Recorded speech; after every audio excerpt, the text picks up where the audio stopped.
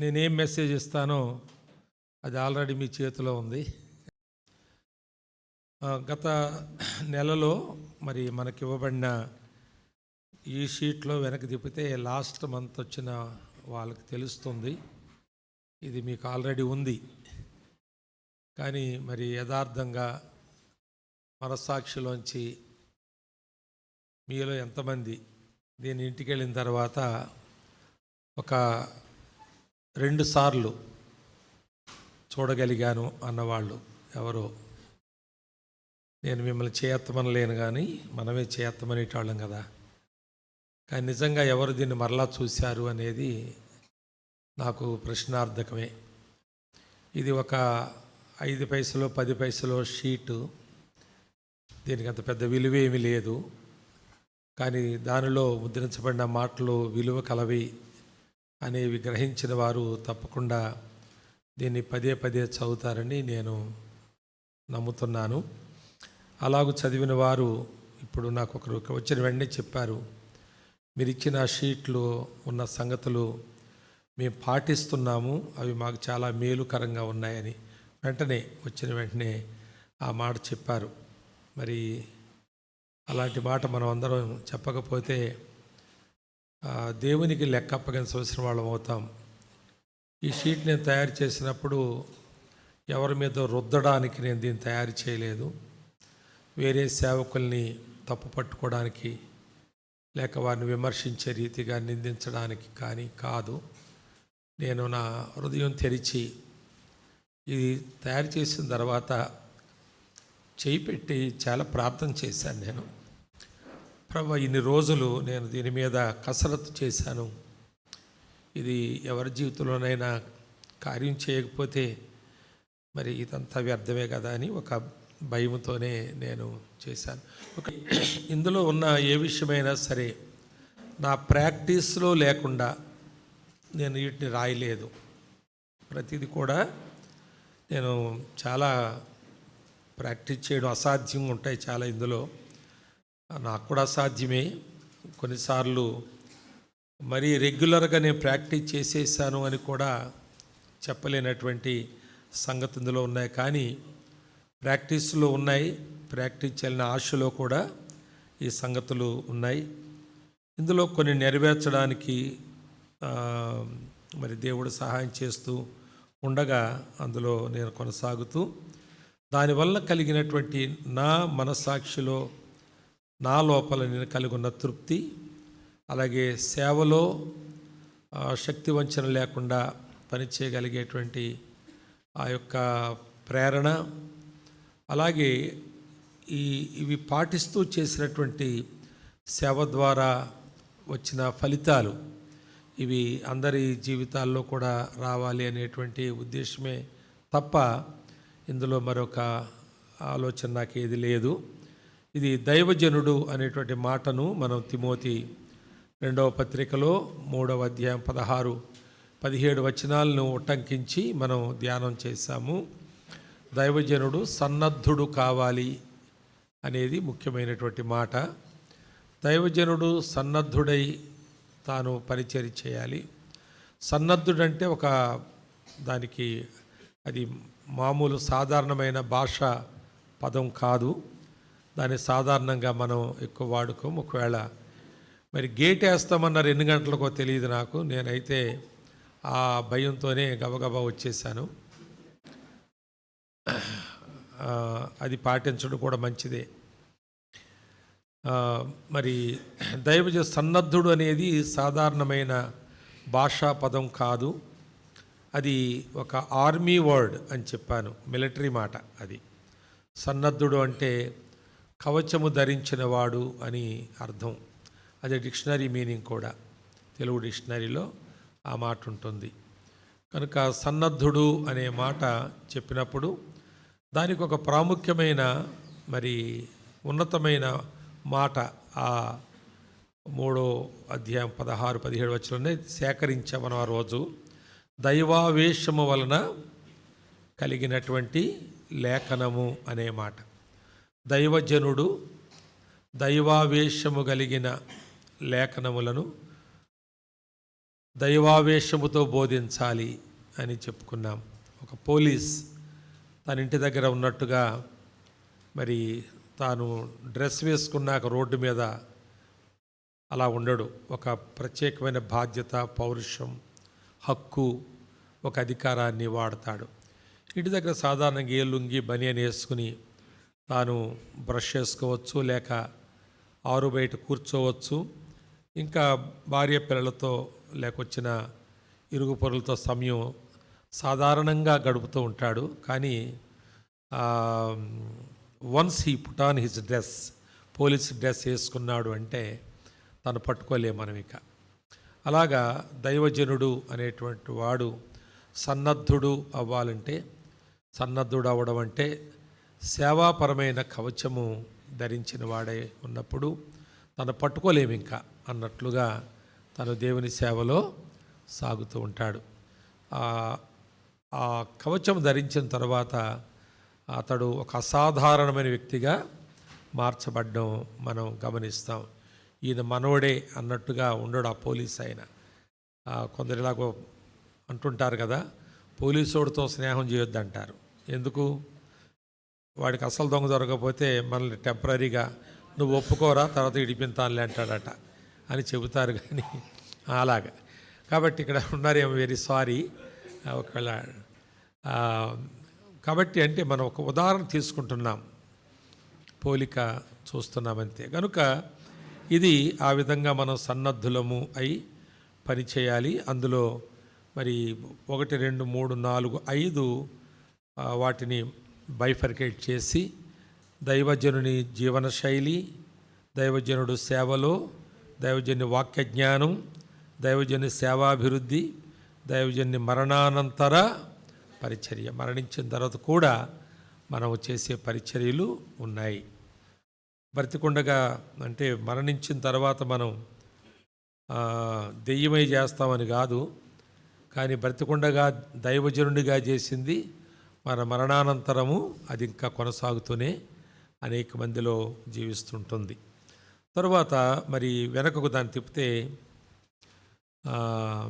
మరి మరొక 3 భాగాలుగా దేవుని వాక్యం సేవకులు ధ్యానించవలసిన విషయాలున్నాయి. ఇక్కడ తిమోతికి రాసిన మొదటి పత్రికలో ఒకసారి చూడండి ఆ మాట. తిమోతికి రాసిన మొదటి పత్రికలో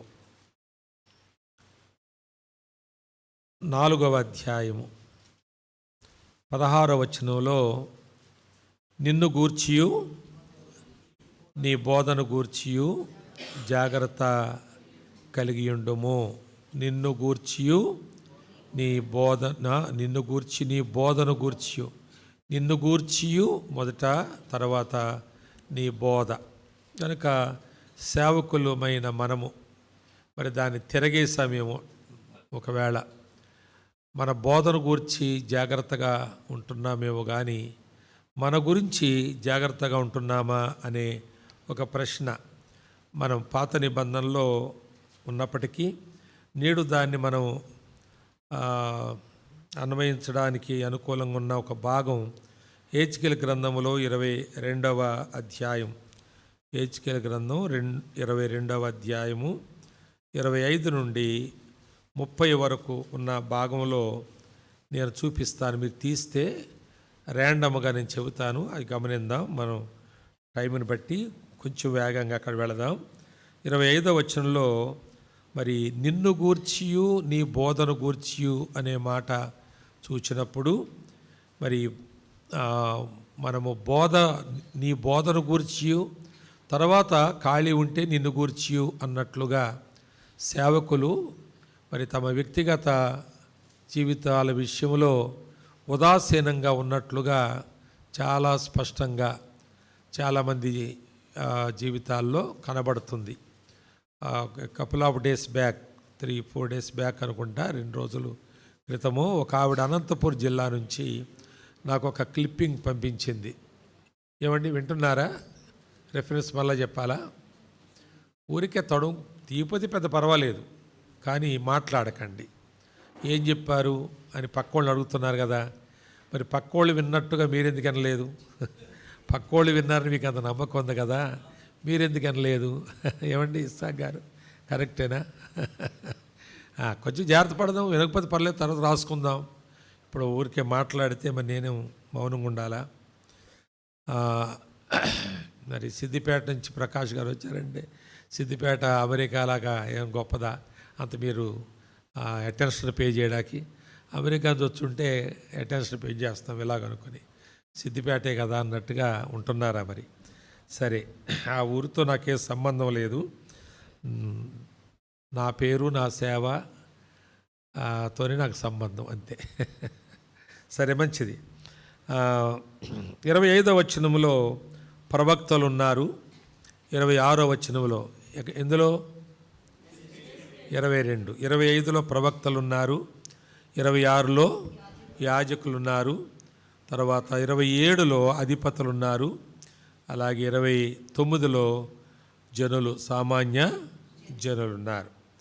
అయితే ప్రవక్తలైన, యాజకులైన, అధిపతులైన వారు సామాన్య జనులకు పరిచర్య వేరు లెవెల్స్లో వారు పరిచర్య చేయడానికి దేవుని చేత నియమించబడి ప్రజల చేత గుర్తింపు పొందారు. అయితే దేవుడి చేత నియమించబడ్డవారు, ప్రజల చేత గుర్తింపు పొందిన వారందరూ మరి సేవకులుగా కనబడని పరిస్థితి ఇక్కడ ఆనాడే మరి దేవుని వాక్యం చెబుతుంది. నేను నియమించిన ప్రవక్తలు కుట్రలు చేస్తున్నారు. 28వ వచనంలో వారు వ్యర్థమైన దర్శనాలు చూస్తున్నారు. నేనేం చెప్పకుండానే ప్రభుని యెహోవా చెప్పింది ఏంటని వాళ్ళు ప్రకటిస్తున్నారు, సోదిగాండ్రుగా ఉంటున్నారు. మనుషుల యొక్క ఆ మట్టి గోడలకు వీళ్ళు గచ్చుపోతలు పోస్తూ ఉన్నారు. పర్వాలేదులే, దానిలో ఏముందలే, పెద్ద మీరు అంత ఆందోళన పడకండి అని గచ్చుపోతలు ఆ మట్టి గోడలకు పోస్తున్నారు. కానీ దేవుడు ఏర్పరచుకున్న ప్రవక్తలే జనులకు దేవునికి మధ్యవర్తులుగా ఉన్నటువంటి వారే. దేవుని యొక్క ఆలోచన వారి గ్రహించి ఆయన మాటలు విని వాటిని బోధించవలసిన వారు కుట్రలు చేస్తున్నారంట. తర్వాత సోదిగాండ్ర వలె దర్శనాలు చూస్తున్నారు. సరే, యాజకులు ఏం చేస్తారంటే ధర్మశాస్త్రమును నిరాకరిస్తున్నారు. పవిత్రతకు అపవిత్రతకు తేడా ప్రజలకు వారు బోధించడం లేదు. అధిపతులు ఏం చేస్తారంటే లాభాలు సంపాదించుకుంటున్నారు. ఇంకా ఘోరమైనటువంటి కార్యాలు వారు చేస్తూ మరి తోడేళ్ల వలె వారు జీవిస్తున్నారు. కాబట్టి సామాన్య జనులు వారు దొంగలు, దోచుకునేవారు, బలాత్కారాలు చేసేవారు అయిపోయారు అంటున్నారు. ఈ రోజుల్లో వీటిని మనం చూడడం లేదా అంటే చాలా తేటగా చూస్తున్నాం. అనంతపూర్ నుంచి పంపించిన క్లిప్పింగ్లో మరి సాక్ష్యాలు ఇస్తున్నటువంటి వాళ్ళని ఏ విధంగా దేవుడు వాళ్ళ జీవితాల్లో అద్భుతాలు చేశాడో, అయ్యగారులు ప్రార్థన చేసినందువల్ల వారికి పిల్లలు పుట్టడం, వారికి బంగారం దొరకడం, వాళ్ళ కడుపులో ఉన్నటువంటి 650 రాళ్ళు కడుపులో ఉన్నాయంట, ఒకేసారి పడిపోవడం, ఇవన్నీ మరి నా దగ్గర ఉన్నాయి క్లిప్పింగ్స్, మీకు ఇమ్మంటే పంపిస్తాను. కానీ ఇవన్నీ చెబుతూ ఉంటే అనంతపూర్ నుంచి ఒక ఆవిడ, ఒక టీచర్ నాకు ఫోన్ చేసి అవి పంపించి ఈరోజు మార్నింగ్ కూడా ఫోన్ చేసింది అనుకోండి. చేసి అంకుల్ ఎలా సహించాలి అంటే, తప్పు వాళ్ళది కాదమ్మా, వాళ్ళ సేవకులది అని చెప్పాను నేను. తప్పు వాళ్ళది కాదు, వాళ్ళ సేవకులది. అది వాళ్ళు చూసిన వెంటనే ఆమె దగ్గరికి పరిగెట్టుకెళ్ళి ఏంటి వెంటనే తీసేయి అని అనవలసింది. ఇది తప్పు, అబద్ధం అని చెప్పవలసింది. లేక ఇంతకుముందు వాళ్ళు బోధించిన బోధలు ఒకవేళ అలాగే ఉన్నాయేమో భ్రమపరిచేలాగా. కాబట్టి తప్పు వాళ్ళది కాదు, సామాన్య జనులది కాదు. వాళ్ళు దోచుకోవడానికి, బలాత్కారం చేయడానికి, దొంగలు కావడానికి, దీనులను దరిద్రులను హింసించడానికి, అన్యాయముగా వారు పరదేశులను బాధించడానికి కారణం తప్పు వాళ్ళది కాదు, వారికి బోధించేటువంటి ప్రవక్తలది, అలాగే యాజకులది, అలాగే అధిపతులది. మరి ఆ జాబితాలో మనం ఉన్నాం. కాబట్టి మన సంఘములో ఎవరైనా ఒక తప్పు చేస్తే దాని బాధ్యత మనం వహించవలసిన వాళ్ళమై ఉన్నాము. కనుక నిన్ను గూర్చియు, నీ బోధను గూర్చియు అన్నప్పుడు మరి వీరు తమను గూర్చి జాగ్రత్తగా లేరు, కానీ ప్రవక్తలుగా ఉన్నారు. యాజకులుగా ఉన్నారు, అధిపతులుగా ఉన్నారు. సమాజంలో వారు గొప్పవారుగా కనబడుతున్నారు. వారు వేసుకున్న వస్త్రాలు కానీ, వారి వైఖరి, వారి మాట విధానం కానీ చాలా గొప్పవారుగా ఉన్నారు. కానీ వారి యొక్క జీవితాలు మరి పతనమై ఉన్నాయి, పక్కదారి పట్టి ఉన్నాయి, మరి చెడిపోయి ఉన్నాయి. దేవునికి వారికి సంబంధం తెగిపోయి ఉన్నాయి. దేవుని మాట ఆలకించేటువంటి ఆధ్యాత్మికమైన చెవులు వారికి లేవు. మరి ఆత్మ చెప్పే సంగతులు వారు వినలేకపోతున్నారు. అలాగే వారు బోధించినప్పుడు వారు స్వలాభాపేక్షతో బోధిస్తున్నారు. నేను ఏ మాట చెప్తే నాకు లాభం కలుగుతుంది, నా ఆశ తీర్చుకోవచ్చు, నా అవసరం తీరుతుంది అనే మాటలు చెబుతూ ఉన్నారు. ఎవరి ఫోన్లో పలుకుతున్నాయండి? కొంచెం ఇంకా మిగిలిన వారు చెక్ చేసుకోండి. ఆయన వైపు అందరూ చూస్తే ఏమి లాభం? మీ ఫోన్లు చూసి మళ్ళీ ఒకసారి ఇంకోళ్ళది పలికితే అది బాగోదు. కనుక మన ఫోన్లు ఏమన్నా స్విచ్ ఆఫ్ చేయలేదో చూడండి. వైబ్రేషన్ కూడా కాదు, స్విచ్ ఆఫ్ చేయడం మంచిది. కాబట్టి ఈ దారుణమైన పరిస్థితుల్లో దేవుని సేవకులమైన మనము నిన్ను గూర్చి, నీ బోధను గూర్చి జాగ్రత్త పడు. అలాగూ నువ్వు చేసిన ఎడల నిన్ను రక్షించుకుంటావు, నీ బోధ వినువారిని కూడా రక్షించుకుంటావు. లేకపోతే నువ్వు పోతావు, వాళ్ళు పోతారు అనే మాటే కదండి. దాని మరో వైపుకి తిప్పి other side of the coin అన్నట్టుగా చూస్తే మనం పోతాం, వాళ్ళు కూడా పోతారు. చాలా జాగ్రత్తగా మనం ఉండాలి. దీనికి పరీక్ష మనకు అవసరమని ఈ వెనకాల నేను ఇది కూడా రాసిన తర్వాత ఒక మాట మనసులో అనుకున్నాను. ఏంటంటే, సేవకులకు నేను అందించే సందేశాలు విషయంలో నేను రుణం తీర్చుకుంటున్నాను. ఇంకా నేను ఇంతకంటే ఎక్కువ చెప్పేదేమీ ఉండదు కనుక మరి మరలా ఇందాక ఇస్సాక్ గారు అడుగుతున్నారు, మీరు మరలా వచ్చినప్పుడు సాయంకాలం మా చర్చికి రావాలండి సంఘానికి, ఈసారి మర్చిపోయాను అని అన్నారు ఆయన. అప్పుడు నేను మనసులో అనుకున్నాను, ఆయన చర్చికి వస్తే రావచ్చు కానీ సేవకుల కూడికి నేను రాకపోవచ్చు అనుకున్నాను. ఎందుకంటే ఇంతకంటే చెప్పేది నా దగ్గర ఏమీ ఉండదు అనేది ఒక చివరి సందేశం అన్నట్లుగానే నేను దీన్ని రాశాను. ఇది కొన్ని వేల కాపీలు వీటిని పంచుతూ ఉన్నాను. అంటే సేవకు నన్ను పిలిచిన దానికి వెళ్ళా ఒక కొత్త స్థలానికి వెళ్తున్నాను, అక్కడ పంచుతున్నాను. మరో కొత్త స్థలానికి వెళ్ళిన దానికి వెళ్లకుండా వెళుతూ పంచుతున్నాను. ఇక నేను రానని కూడా చివరిగా వాళ్ళకి చెబుతూ ఉన్నాను. నేను రానడానికి రీజన్ ఉంది. ఒకటి ఏంటంటే, నా వయసు కావచ్చు, లేక మరి అవసరం కూడా లేదు కావచ్చు, ఏదైనా కావచ్చు. ఇక్కడ మీ దగ్గర ఉన్న షీట్ చూడండి. నన్ను సత్యం గారు మార్నింగ్ అడుగుతున్నారు, అంకుల్ వీటికి రెఫరెన్స్ ఎందుకు ఇవ్వలేదు అన్నారు.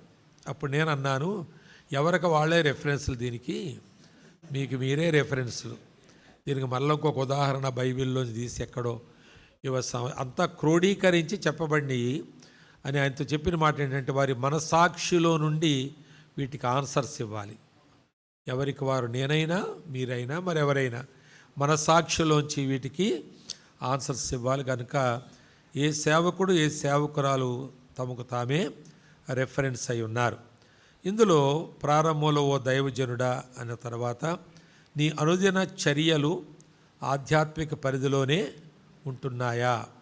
అనుదిన చర్యలు, మనం చేస్తున్న పనులు, సాయంకాలం పండుకున్నప్పుడు ఈరోజు నేనేమేమి చేశాను, ఏ పని దేవునికి చెందింది, ఏ పని నాకు చెందింది, లేక ఒకవేళ ఏ పని చేయకుండా ఉన్నానా? హతల్య కుమారుడైన నెహెమ్యా యొక్క చర్యలు అనేది నెహెమ్యా గ్రంథం 1:1 వినండి చాలు. 1:1 ఆ మాట ఉంది. హతల్య కుమారుడైన నెహెమ్యా యొక్క చర్యలు. అది ఆ చర్యలే నెహెమ్యా యొక్క చరిత్ర. దేవుని సేవకుని చర్యలే దేవుని సేవకుని చరిత్ర. ఒకవేళ మన చర్యలు సరిగా లేకపోతే మనం చరిత్రహీనులుగా మరణిస్తాం. 13 అధ్యాయాలులో రాయబడినటువంటి ఆ చరిత్రకు చర్యలు అనే మాటే కారణం. అపస్తులుల కార్యములు.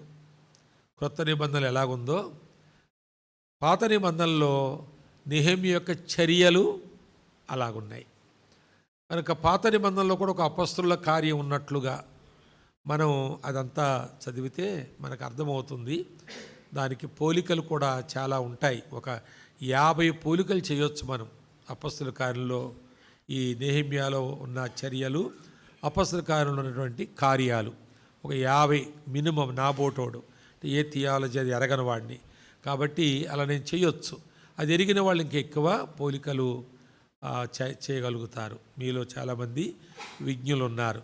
కనుక ఈ మాట పట్టుకోండి. మొదటి దానికి, మనలో చర్యలు లేకపోతే మనకు చరిత్ర ఉండదు.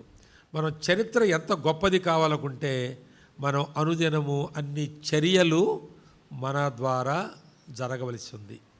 ఫిలేమోనుకు రాస్తూ ఒక మాట పౌలు అంటాడు, నీ ప్రేమ, ఒకటే పత్రిక కదా అది, నీ ప్రేమ, నీ విశ్వాసము, నీవు కలిగి ఉన్నటువంటి ఆధ్యాత్మికమైన ఔన్నత్యం ఎంతో గొప్పది, అది నాకెంతో తృప్తి కలిగిస్తుందని ఫిలేమోను. అమ్మ తీయక్కర్లేదు నేను చెప్పుకెళ్ళిపోతున్నాను, మీరు కాగితాలు జరిగేస్తున్నారు, మీకేమర్థమవుద్ది?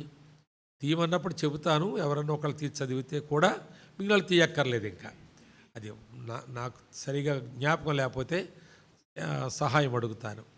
కనుక నీ ప్రేమ, నీ విశ్వాసము, నీ ఆధ్యాత్మిక జీవితం యొక్క భక్తి భావాలు, క్రమశిక్షణ, నీకున్నటువంటి ఆసక్తులు, ఇవన్నీ కూడా నేను బాగా ఎరిగి ప్రభువును స్తుతిస్తున్నాను. కానీ ఒక లోపం నీ లోపల ఉండకూడదు ఫిలేమోను. అదేంటంటే, నీలో ఏ ఆధ్యాత్మికమైన ఔన్నత్యం ఉందో అది ఇతరుల జీవితాల్లో కూడా కార్యకారి కావాలని నేను కోరుచున్నాను అంటాడు. నీలో ఉన్నది మరొకరిలో కార్యకారి కావాలి అనే మాట.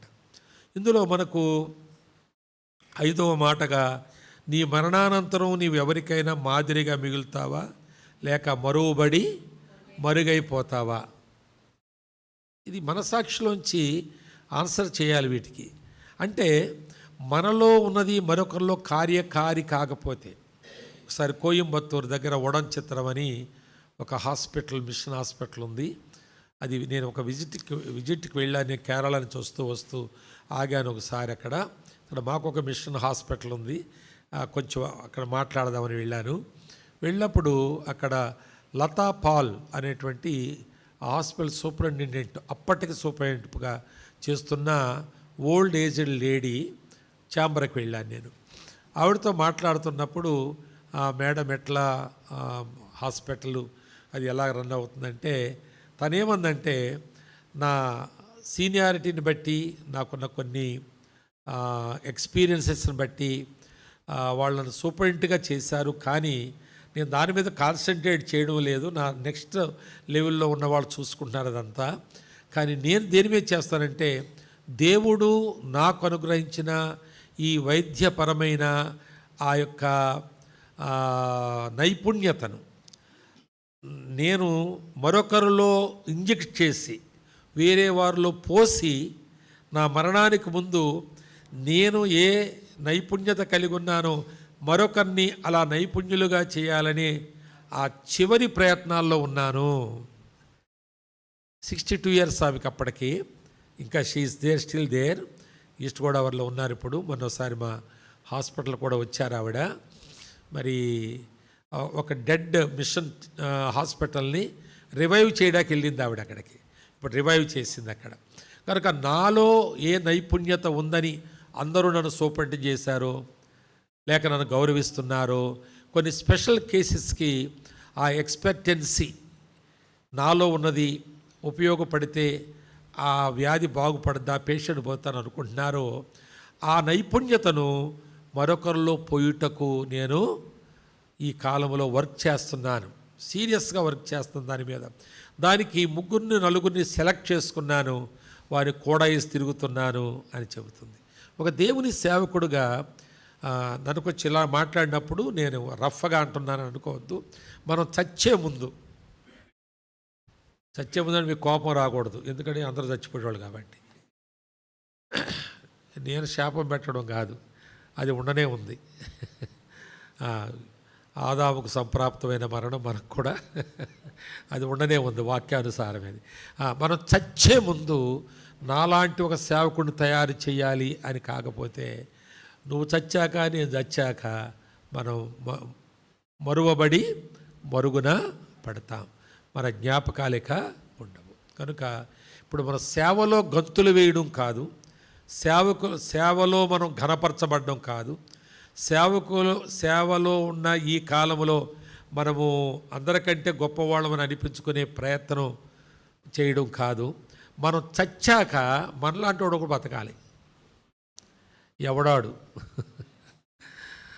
అది చాలా ప్రాముఖ్యమైనటువంటి ప్రశ్న. సరే, కనుక మన చర్యలు మరొకరిలో మనం పోయాలి.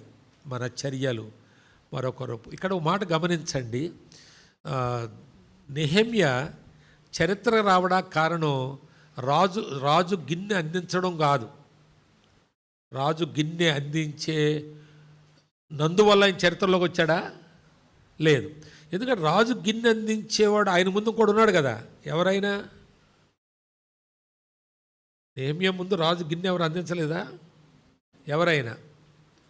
మరి ఆయన తర్వాత అందించలేదా? ఆయన ఎవరు?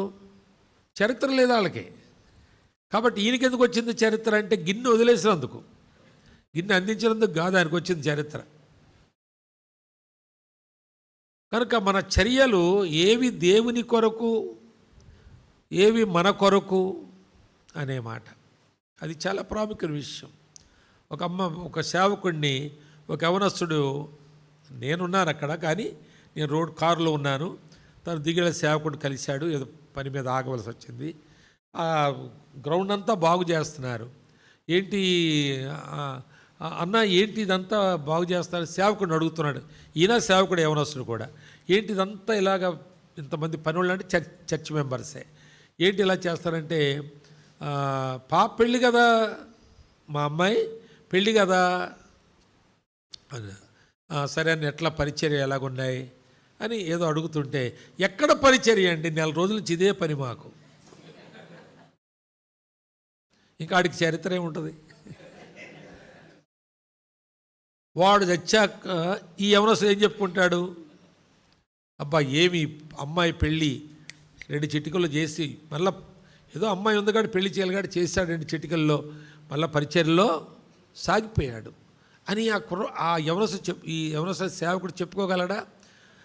అతడు తన యొక్క ఆధ్యాత్మికమైన ఔన్నత్యాన్ని తన తరువాత తరంలో యవనస్తుని సేవకునిలో పొయ్యవలసిన వాడు. ఈ యవనస్తుడు కూడా ఏమి నేర్పించాడంటే, ఎప్పుడో ఆదివారం తాళం తీసి తాళం వేయడమే.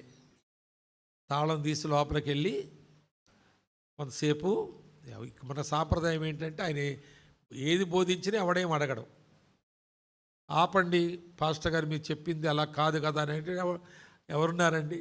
అలాగే ఉన్నాడు, చెప్పించబడతాడు అన్నట్టు. ఇక్కడి నుంచి ఒక శాపం వెళ్తుందట. కనుక ఈయన ఏదో వాయించేసి ఇక్కడ మళ్ళీ తాళం వేసుకుపోవడం. అమ్మాయి పెళ్ళి అంటే నెల రోజుల నుంచి అదే పని, నెల రోజుల నుంచి ప్రొద్దుట్లు వేస్తే అదే పని, రాత్రి వరకు అదే పని. మరి ఏమి మాదిరిస్తున్నాం మనం? ఏం మాదిరి పోస్తున్నాం? మన చర్యలు ఎలాగుంటున్నాయి? మనకు చరిత్ర ఎక్కడి నుంచి వస్తుంది మనకు చెప్పండి. కనుక ఇలాంటివి రెఫరెన్స్ మన మనసాక్షే దీనికి. మన అనుదిన చర్యలు ఎలా ఉన్నాయో దీనికి నిర్ణయించుకోవాలి. అందుకే నేను ఒక సూత్రం చెప్తాను చాలాసార్లు. అది ఎన్ని సంవత్సరాల నుండి సేవ చేస్తున్నాను అనే ప్రశ్న సరైంది కాదు. 1980లో ప్రభు పని కొరకు నన్ను పిలవగా నేను సేవకి వెళ్ళాను. 1980లో సేవకి వెళ్ళాను నేను. ఆ ప్రకారం చూస్తే 45 సంవత్సరాలు దాటిపోయినాయి నాకు. ఏప్రిల్ నెలలో వెళ్ళాను, ఏప్రిల్ నెలకి 46 అయిపోతాయి. 46 సంవత్సరాలు అయినట్లు 45 అనుకుందాం. ఎన్ని సంవత్సరాల నుండి అంటే 45 సంవత్సరాల నుండి. అయితే సంవత్సరానికి ఎన్ని దినాలు? 365 దినాలు. ఎన్ని నెలలు? 12 నెలలు. నెలకి ఎన్ని రోజులు? 30 రోజులు అనుకుందాం. రోజుకి ఎన్ని గంటలు? 24. ఈ 24 గంటల్లో నువ్వు దేవుని సేవ, నువ్వు అన్నానని ఏమనుకోకండి, నేనైనా మనం దేవుని సేవ ఎన్ని గంటలు చేశాం ఈ దినం, అది చర్యల్లో లెక్క. ఏమండి, అర్థమైంది వాళ్ళకి చెప్పనా? ఎన్ని సంవత్సరాల నుండి సేవ చేశారంటే 45 ఇయర్స్. నేను 45 ఇయర్స్ నుండి సేవకుడు నేను. కానీ ఎన్ని సంవత్సరాలు సేవ చేశాను అంటే ఈ లెక్కల్లోకి వెళ్ళాలి మనం. 24 గంటల్లో 4 గంటల సేవ చేస్తే నెలకు 30 రోజులైతే 3 నాళ్ళు 12 గంటలైతే 120 గంటలైతే 120 గంటలు ఎన్ని రోజులు అవుతాయి? 120 గంటలు ఎన్ని రోజులు అవుతాయి? డివైడ్ బై 24 ఎన్నో అవుతాయి అనుకున్నా. నాకు లెక్కలు రావు. 5 డేసా? సరే 5 డేస్ అనుకుందాం. సిస్టర్ గారు చెబుతున్నారు 5 డేస్ అవుతాయి. 6 డేస్ అన్నారు. సరే 6 డేస్ అవుతాయి. మరి సంవత్సరానికి ఎన్ని అవుతాయి? 12 ఇంటూ 12 72. అంటే సంవత్సరానికి ఎన్ని రోజులు సేవ చేసినట్టు మనం? 72. 40 అనుకుందాం. 40 సంవత్సరాల్లో ఏమండి 72 రోజులు. 40 ఇంటూ 72 4 3,000. ఇప్పుడు 300. ఇప్పుడు 45 సంవత్సరాల్లో 350. 500 దినాలు నేను చేశాను అనుకోండి. ఎన్ని సంవత్సరాలు అవుతుంది ఇది? పోనా 750 రోజులు చేస్తే 2 సంవత్సరాలు అయింది. అంతేనా? అంతేనా? ఏమైనా ఎక్కువైందా? కనుక ఎన్ని సంవత్సరాల నుండి మీకేమైనా అర్థమవుతుందన్న? నాకే అర్థమవుతలేదు, అందుకు నేనే కన్ఫ్యూజన్గా ఉన్నాను. అర్థమైంది కదా? కనుక రోజుకి ఎన్ని గంటలు సేవ చేస్తున్నావో, అది నెలకు ఎన్ని రోజులు అవుతుందో, అది సంవత్సరానికి ఎన్ని నెలలు అవుతుందో చూస్తే మన సేవ ఎన్ని సంవత్సరాల నుండి చేస్తున్నామో అన్ని సంవత్సరాలు జరగలేదు.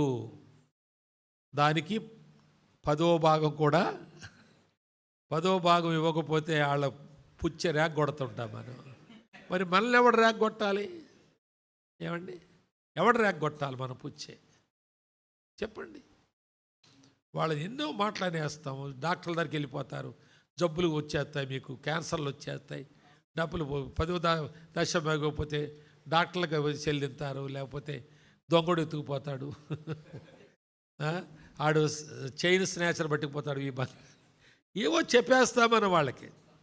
అసలు న్యాయంగా ఇంకా నేను ఆ సిద్ధాంతంలోకి నేను వెళ్ళలేను. కానీ దశంభాగం గురించి మాట్లాడమని కొత్త నిబంధన ఎక్కడ ఒప్పుకోదు కొత్త నిబంధన. కానీ మనం అదే మనకి లాభ సాధనం కనుక దాన్ని వదిలేస్తే ఇంకేం మిగులుతుంది మనకి? ఆడేవాడు తక్కువ టిక్కుమని వేసినవి మనకు సరిపోతాయా? అవి ఆదివారం వేసినవి. గమనించండి ఈ విషయం. కాబట్టి మన చర్యలు అనేవి అవి సరిగా లేకపోతే మనకు చరిత్ర లేదు. ఇక్కడ నేను ఇస్సాక్ గారు లాంటి వాళ్ళు, ఆ బ్రదర్ లాంటి వాళ్ళు కూర్చుని ఇద్దరు మాట్లాడుకునే మాటలు ఇవి. అందరు చెప్తే అందరు యాక్సెప్ట్ చేయరని నాకు తెలుసు. కానీ చివరి స్వరంలాగా నేను చెప్పవలసి వస్తుంది. మీకు అర్థమైతే చాలు. ఇంటికి వెళ్ళి ఒకసారి మనసాక్షితో క్యాలిక్యులేట్ చేయండి. ప్రభువా, నీ కృప ద్వారా ఈ 45 సంవత్సరాల్లో ప్రభువా ఈ 5 సంవత్సరాలు సేవ చేయగలిగాను, నీ కొందనాలను అయినా నన్ను సేవకుడిగా నువ్వు ఎంచుకుని పోషిస్తున్నావు. 45 సంవత్సరాలు నువ్వు పోషించావు, కానీ సేవ చేసింది 4 సంవత్సరాలే ప్రభువా. అయినా నా ఎడలు ఇంకా నువ్వు కనికరం కలిగి బ్రతికిస్తున్నావు ప్రభు. స్తుతించడాకన్నా వాడుకుందాం ఈ లెక్కల్ని మనం. సరే, ఇందులో ఒక్క మాట చెబుతాను. మొదటి దాంట్లో నేను, నీ జీవన శైలి క్రీస్తు సువార్తకు తగినట్లుగా ఉన్నదా? మా దగ్గర బస్టాండ్లో, గోదావరి కనే బస్టాండ్లో ఒక ఆయన పత్రికలు పంచిపెడుతున్నాడు. బైబిల్ చేతిలో ఉన్నట్టుంది, మొత్తానికి పత్రికలు పంచిపెడుతున్నాడు. బ్యాగ్ ఉంది చేతిలో. దాన్ని ఎవరో పట్టుకున్నారు. బాగానే ప్రతిఘటించారు. చివరకు పోలీసులను తీసుకొచ్చారు, అంటే కొట్టారు కూడా. పోలీసులు తీసుకొచ్చారు. పోలీసులు కూడా ఏం పని నీకు ఇక్కడ ఎందుకు చేస్తున్నావు, నీకు ఎవడిచ్చాడు ఇది, నువ్వు పాస్టర్ అవ్వ, నీ డిగ్రీ ఏది, నీ సర్టిఫికెట్ ఏది, వాళ్ళ బాగానే అడుగుతున్నారు ప్రశ్నలు.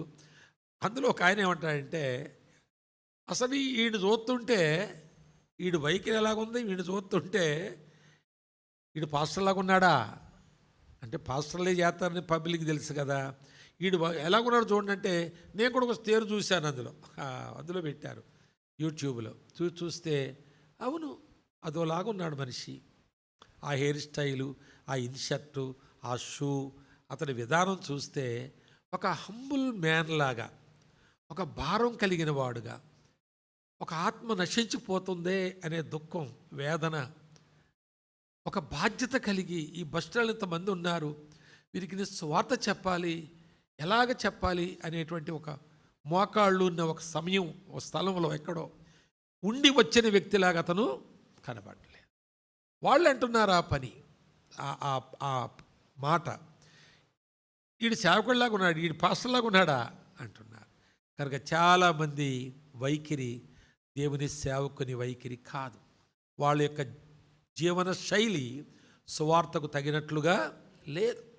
వాళ్ళ స్టైలు, వాళ్ళ విధానం. ఒక ఆయన అంటున్నాడు నాతోటి, అన్నా ఆ దినాల్లో చేసిన పరిచర్య చేయలేకపోతున్నామన్నా, ఆ దినాల్లో కాలినడకను కదన్నా, పోతా పోతా చెమటలు కారుకుంటా, ఎండలో తిరుగుతా, కడుపులో ఆకలేస్తుంటే అయినా కానీ ఆ మనుషులు నశించిపోతారు కదా అని, ఆ ఒక్క రోడ్డు నుండి వస్తున్నప్పుడు ఆ చేల్లో పనిచేస్తున్నటువంటి వాళ్ళు దగ్గరికి ఆ గట్టమ్మటి వెళ్ళి వాళ్ళకు కొన్ని మాటలు చెప్పి, ఇలాగ వచ్చేది ఎక్కడుంది అన్నప్పుడు బండి స్టార్ట్ చేస్తే ఇక్కడ స్టార్ట్ చేస్తే ఎక్కడ ఆగుతున్నాను, ఈ మధ్యలో చాలామంది పోతూ ఉన్నారని, దాటిపోతూ ఉన్నారు. కనుక మన చర్యలు, మన వైఖరి, మన విధానము దైవజనునికి తగినట్లుగా ఉందా? స్టేజ్ మీదకి వాక్యం చెప్పడానికి వెళ్తున్న సేవకుడు గడ్డం చేసుకున్నంతా చేసుకుని మొత్తానికి తయారయ్యి అద్దంలో తయారవుతున్నాడు. నేను కూర్చున్నాను, ఆయన తయారవుతున్నాడు అద్దంలో చూస్తున్నాను. నేను అద్దం ఇటుంటుంది, ఈ నటుతో తయారవుతున్నాడు. సన్నటి మీసాలకి అదేంటది అగ్గిపొలు గీసి ఆరిపేసి ఆ మసిన్ రాత్రి ఇలాగా నాకు కనపడుతుందని ఆయన కనపడతలేదు, నేను చూస్తున్నట్టుగా. నేను వెంటనే అడిగాను, ఏం బ్రదర్ మీరేం పెళ్లి చూపులకు వెళ్తున్నారా, రండి టైం అయింది కదా. స్టేజ్ మీద కానీ పెళ్లి చూపులకు వెళ్తున్నామా మనం? ఏమండి, ఎందుకండి అంత ఓవర్ స్టైల్ ఎందుకు మనకి? ఏ బాధ్యత, ఏ భారము? మరి మనం ప్రవక్తల గురించి మాట్లాడుతున్నప్పుడు ఎవరు అలాగున్నారండి? ఇప్పుడు ఏజ్కెళ్ళో ఆ మాట చదివాం మనం. ప్రవక్తలు, యాజకులు, అధిపతులు, సామాన్యులు అందరూ చెడిపోయి ఉన్నారండి. ఆ తర్వాత 30వ వచనంలో ఏం రాస్తుందంటే, బద్దలైన సందుల్లో నిలబడేవాడు ఎవడైనా ఉన్నాడని చూస్తున్నాను హెజ్కేలు, నేను ఎవడో కనబడతా లేదు, కాబట్టి నువ్వన్నా నిలబడతావేమని ఆశిస్తున్నానంటే, నేను నిలబడతాను ప్రభు అన్నాడు. అప్పుడు వెంటనే ఆయన ఏమన్నాడంటే, అలాగైతే వాళ్ళ యొక్క ఇశ్రాయేలు అక్రమ జీవితం 390 సంవత్సరాలకు, కాబట్టి నువ్వు 390 దినాలు ఎడం చేతి మీద పడుకో అంటున్నాడు. బద్దలైన సందులు నిలబడడం అంటే పోయి మనం ఇన్షర్ట్ చేసుకుని బూట్లు వేసుకుని టై కొట్టుకుని నిలబడడం కాదు. అది 390 రోజులు వారి శిక్షాకాలం ప్రకారము, అది 4వ అధ్యాయం ఉంటుందిలేండి, ఇక్కడ ఉండదు, వెతకొద్దు ఇప్పుడు బైబిల్. అయితే 5-6 వచనాల్లో ఉంటుంది, తర్వాత చదువుకోండి మీరు. అయితే అటు పండుకో, ఇలాగ ఎడొచ్చేది మీద పడుకోవాలంట, అంతే. 390 రోజులు ఇటే పడుకోవాలి, కదపడానికి వీలు లేదు. తిమ్మిరెక్కింది, ఇటు దిగుదాం అటు తిరుగుతాం అని వీలు లేదు, అలా పడుకో. అది బద్దలైన సందులు నిలబడడం అంటే అంత శిక్షణ, ఒక క్రమశిక్షణ కలిగినటువంటి, ఒక భారం కలిగినటువంటి, ఒక ధ్యేయం కలిగినటువంటి, తనకు కలుగుతున్న నొప్పిగా కాకుండా, ఇశ్రాయేలీయుల యొక్క అక్రమాలు, వారు దేవునికి వ్యతిరేకంగా తిరిగిన ఆ యొక్క నేరములన్నీ క్షమించబడ్డానికి ఈయన సందుల్లోకి వెళ్ళి ఆ శిక్ష యావత్తు తన మీద వేసుకుంటున్నాడు. కనికరించు ప్రభువా, ఇలాగే ఉంటాను నేను కథలు, వాళ్ళు కనికరించడమే నా ధ్యేయం. అయిపోయి 390 దినాలు లేచి ప్రభువా పూర్తి చేశాను, వారిని క్షమించినందుకే వందనాలంటే, లేదు ఇంకో 40 డేస్ కుడివైపున పడుకో, ఎందుకంటే వాళ్ళు చేసిన యూద ప్రజలు చేసిన నేరాలు ఇటు పడుకో. మళ్ళీ 40 డేస్ ఇటు తిరగవలసి వచ్చింది.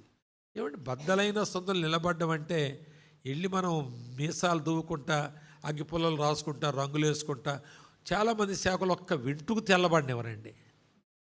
ఇక మిగిలి ఎప్పుడు తెల్లబడతాయని కొందరు చూస్తున్నారు, కానీ కొందరు ఒక్క వెంట్రుకు తెల్లబడినవరు. వెంటనే దానికి డై కొట్టి, అది కొట్టి, ఇది కొట్టి. ఏంటి పెళ్లి కొడుకులు మనం పెళ్లి చూపులకు వెళ్తున్నామా? స్టేజ్ మీదకి వెళ్ళేటప్పుడు ఏదైనా భారం ఉందా మన లోపల?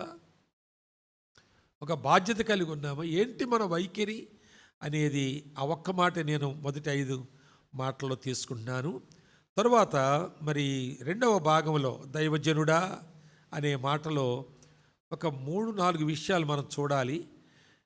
మొదటిది, నీవు మరియు నీ భార్య వాక్యము ద్వారా ఆధ్యాత్మికంగా ఎదుగుటకు ఉపయోగించుకొనుచున్న వనరులు, తర్వాత అవకాశాలు. ఆబ్లిక్ అని ఇచ్చాం కనుక ఇది ఒకటే మాట.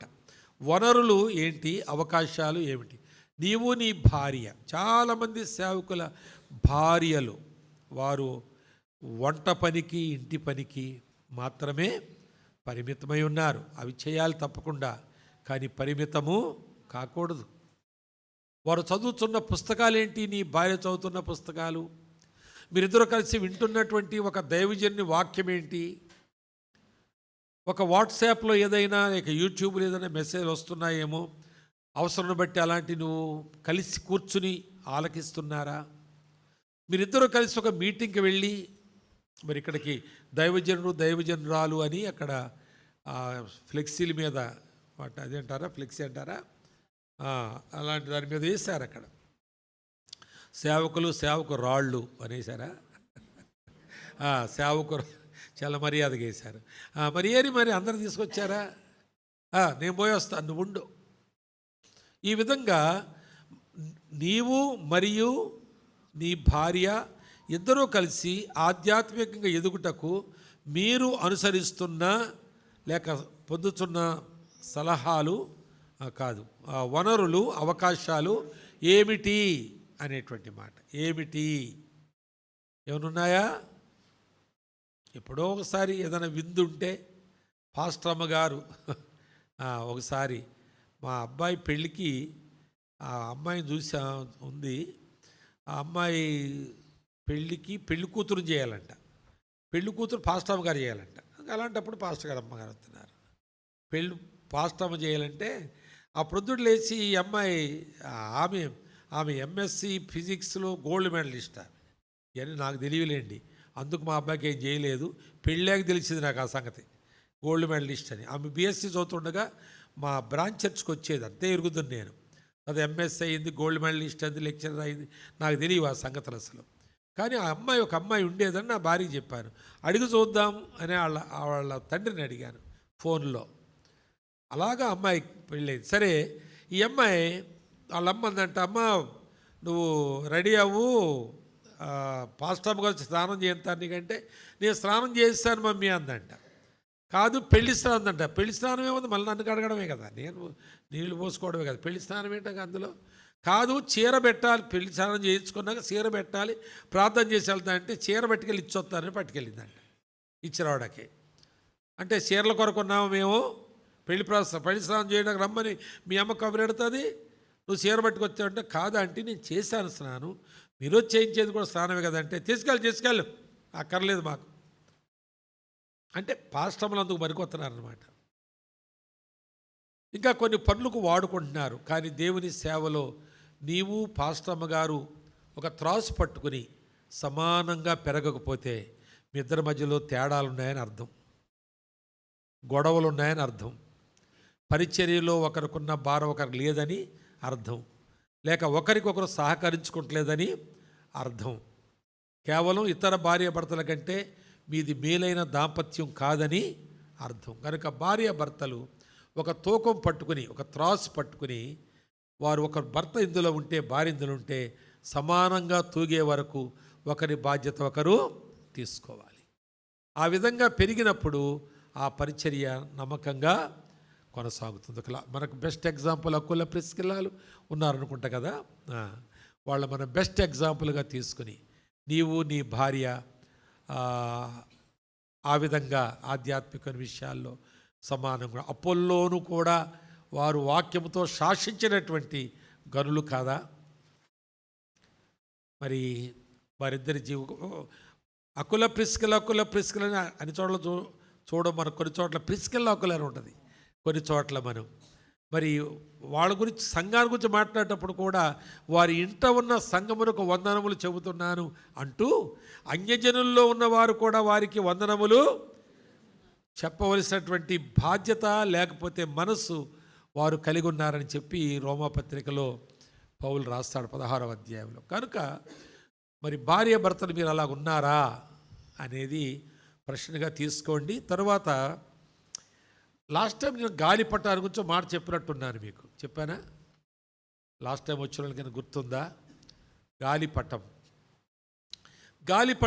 గాలిలో ఎగురుతుంటుండగా దాని దారం ఒకరి చేతిలో ఉంటుంది. దానికి ఓనర్ ఈయన అది ఎంత ఎత్తెదగాలో చూస్తాడు, దానికి అవసరమైన దారాన్ని విడిచిపెడతాడు. ఏదన్నా ఒక సమయంలో గాలిపటం ఎగరడానికి వీలు లేని గాలి ఓటం లేకపోతే దాన్ని నెమ్మదిగా కిందకి దించుకుని దాన్ని భద్రపరుచుకుని మరోసారి దాన్ని ఎగరేస్తూ ఉంటాడు. మరి తిమోతి విషయం మనం తీసుకుంటే, తిమోతి ఈ మొదటి పత్రికలోనే 6వ అధ్యాయంలో 11వ వచనంలో తిమోతి గురించి రాస్తూ దైవజనుడా అంటాడు. కొత్త నిబంధనలో ఒకే ఒకడు ఆ మాట అనిపించుకున్నవాడు ఉన్నాడు, ఆయన పేరు దైవజనుడు. ఆ మాట అన్నవాడు ఎవరో ఒక సాధారణమైన సంఘ సభ్యుడు గాడు.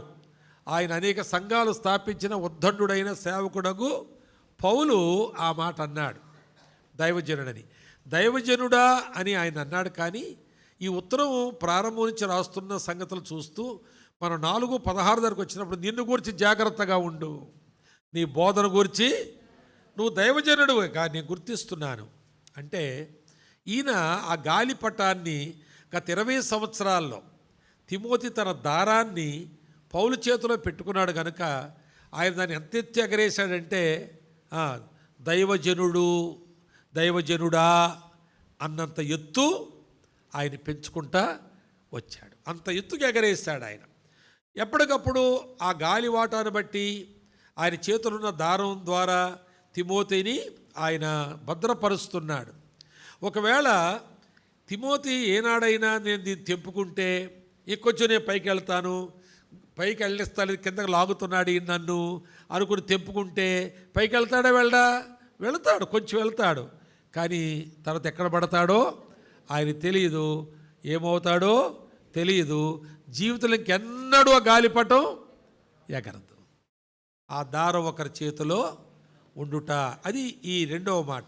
నీవు నీ వ్యక్తిగత జీవన శైలికి, సేవా విధానాలకు ఎవరిని మాదిరిగా ఉంచుకున్నావు? ఎవరిని అనుసరిస్తున్నావు? ఎవరి సలహాలు తీసుకుంటున్నావు? గాలిపటమైన సేవకుడవగు నీవు, నేను, మన దారం ఎవరి చేతిలో ఉంది? ఈరోజు ఉదయం నాకు ఒక ఆయన నా ఫోన్లో ఉంటుంది, చూపిస్తారు, ఫోన్ కూడా ఉంది నా దాంట్లో. నేను నా మెంటార్గా నాకు ఒక ఆయన ఉండేవాడు, చనిపోయారు ఆయన. ఆ తర్వాత నేను ఇంకొక ఆయన నియమించుకోలేదు, త్వరగా నియమించుకోలేకపోయాను. కానీ ఆ తర్వాత నియమించుకున్నాను నేను. మీరు నాకు ఏదైనా చెప్పొచ్చు, నన్ను గద్దించవచ్చు, ఇలాగని మీరు ఏ లోపొచ్చు నా వైపు చూసి మీరు తప్పు పట్టుకోవచ్చు. నేను ఒబీడియంట్గా నా తల వంచి ఒప్పుకుంటాను అని మీకు హామీ ఇస్తున్నాను. కనుక నా విషయంలో శ్రద్ధ తీసుకోండి అని నన్ను అప్పగించుకున్నాను. తన వయస్సు నా కుమారుని వయస్సు, కానీ మరి తాను ఆత్మ సంబంధమైనటువంటి జ్ఞానము లేక భారము లేక పరిచర్లో ప్రయాసలు నాకంటే ఎక్కువ ఉన్నాయి ఆయనలో. చూస్తున్నాను నేను, వయసు కుమారుని వయసే, కానీ నాకంటే ఎక్కువ ఉన్నాయి ఆయనలో. దేవుడు కొన్ని వరాలు ఆయనకి ఇచ్చాడు, నాకు లేనివి. అంటే నాకు ఇచ్చింది ఏదో నాకు ఇచ్చాడు, కానీ వాటికంటే ముఖ్యమైనవి, శ్రేష్టమైనవి కొన్ని ఆయనకి ఇచ్చాడు దేవుడు. వాడబడుతుండగా నేను తనకు అప్పగించుకుంటే ఈరోజు ఉదయం ఏంటంటే నాకు మెసేజ్ ఏంటంటే నెలకు 15 రోజులు మీరు సిద్దిపేటలోనే ఉండాలి. నా పరిచయం చూసి ఆయన ఈ సంవత్సరం అంతా, గత సంవత్సరం కూడా చూశాడు, లాస్ట్ ఇయర్ జరిగింది అది. లాస్ట్ ఇయర్ అంతా చూశాడు.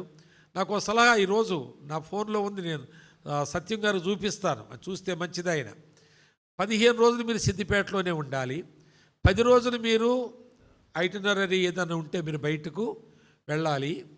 తర్వాత 3 రోజులు నేను కొత్త ప్రాంతంలో సువార్త ప్రారంభించాను. మురళీగూడ అనే ఒక స్థలంలో. అక్కడ ఎవరు వెళ్ళరు, అక్కడికి వెళ్ళడానికి దారులు కూడా ఉండవు. 1200 మంది జనం ఉంటారు అక్కడ. ఎవరు వెళ్ళలేరు, ఎవరు ఉండలేరు. ఎందుకంటే సేవకుని భార్య పిల్లలు ఉండడానికి అనుకూలమైన వాతావరణం కాదు. ఇళ్ళు దొరకవు, స్కూళ్ళు ఉండవు, ఫోన్లు ఉండవు, రావు ఫోన్లు. అవి రావాలంటే ఏదైనా చెట్టు ఎక్కాలి, కొండలు ఉంటాయి అక్కడ.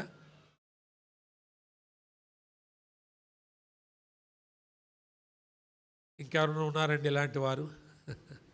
మరోసారి అభ్యంతర కారణం మీరు కాకూడదని మనవి చేస్తున్నాను.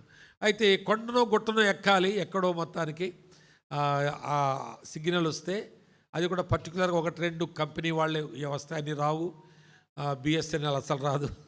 సరే, మొత్తానికి ఆ స్థలానికి ఎవరు వెళ్తారు? ఇంకని నాకు భార్య లేదు, ఫోన్ లేకపోతే పెద్ద ప్రాణం పోయేది ఏమి లేదు నాకు.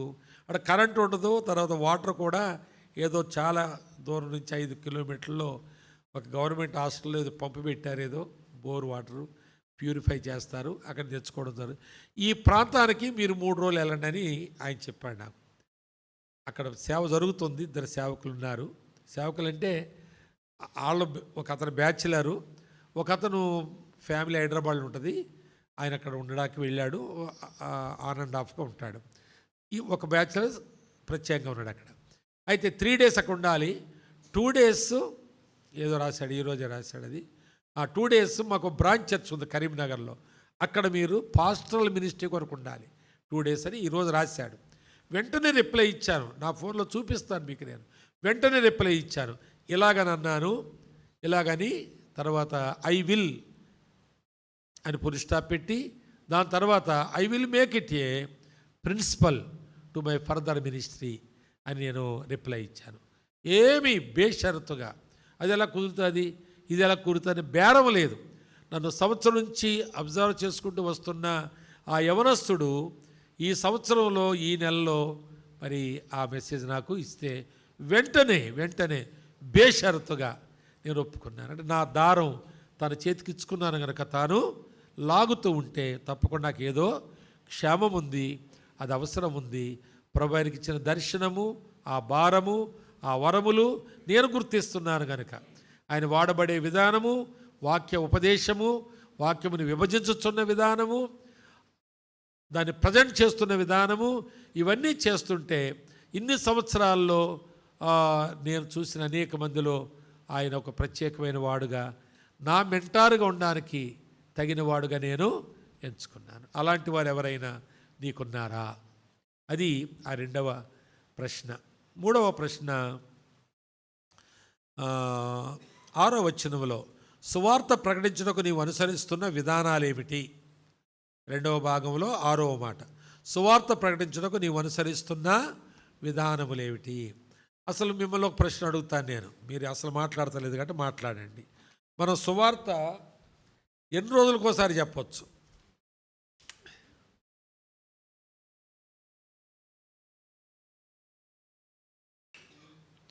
మనం సువార్త ఎన్ని రోజులకి ఒకసారి చెప్పొచ్చు? ఏమండి, 2 రోజులకు ఒకసారా? అనుదినం అందరూ ఒప్పుకుంటారు ఈ మాట? ఏమండి,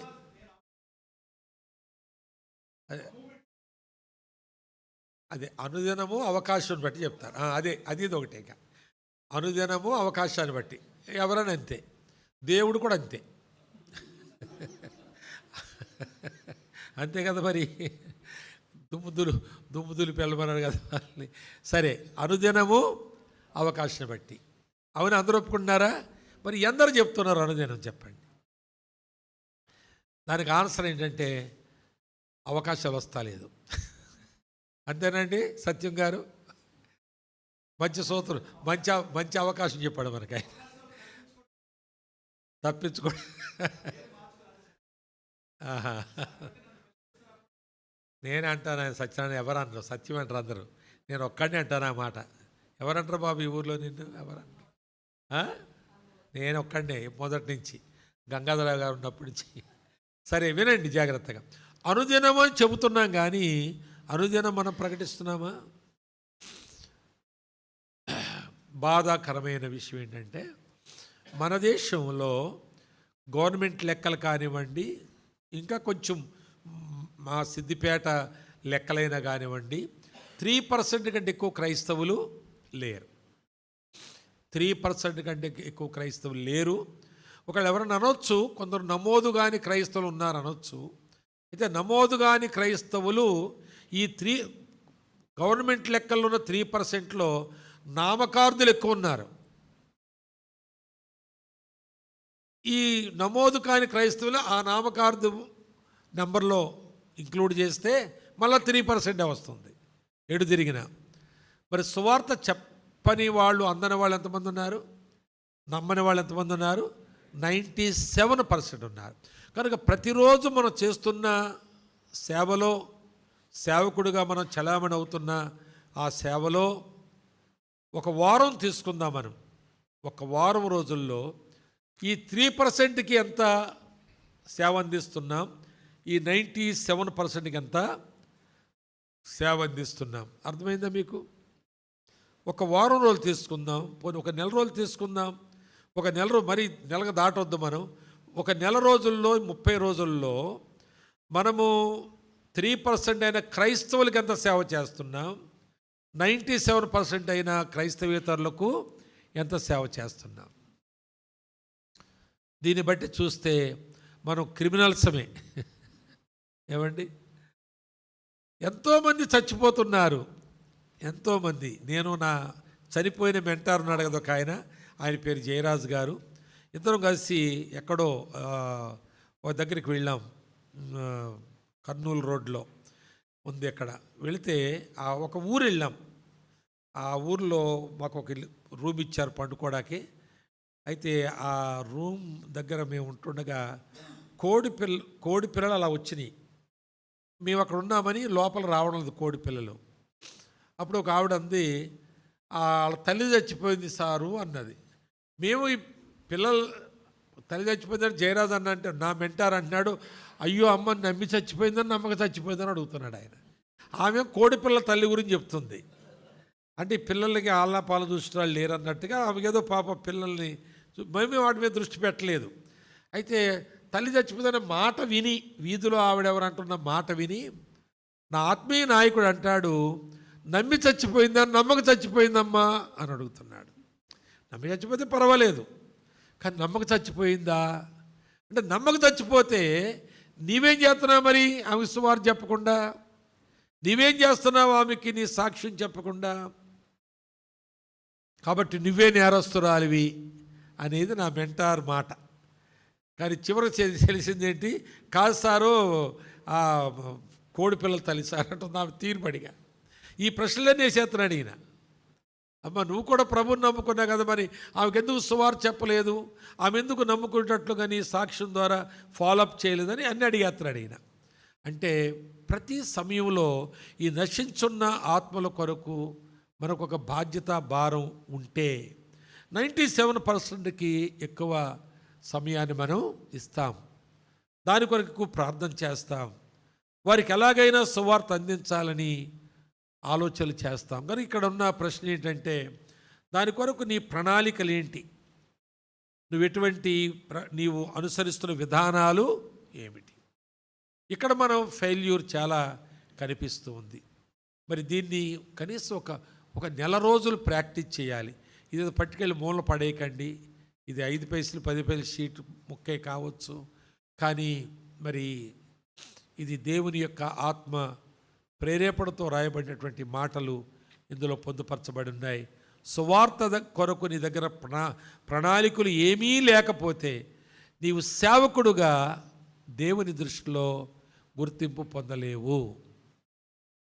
సువార్త ప్రణాళికలు లేకపోతే మన దగ్గర, అందుకే కింద చివరికి దైవజనుడా అని నీవు ఆసక్తితో వాక్యం ధ్యానిస్తే అది నీవు నేర్చుకున్నట్లో కనబడాలి, అది నీవు మార్చుకున్నట్లో కనబడాలి, అది నీ జీవితం యొక్క మాదిరిలో కనబడాలి, అది నిన్ను అనుసరించే వారిలో కనబడాలి, అది విశ్వాసులందరికీ ఆదర్శప్రాయం కావాలి, అది సంఘానికి క్షేమాభివృద్ధిని కలిగించాలి, అది సమాజానికి సువార్త అందించే సాధనం కావాలి.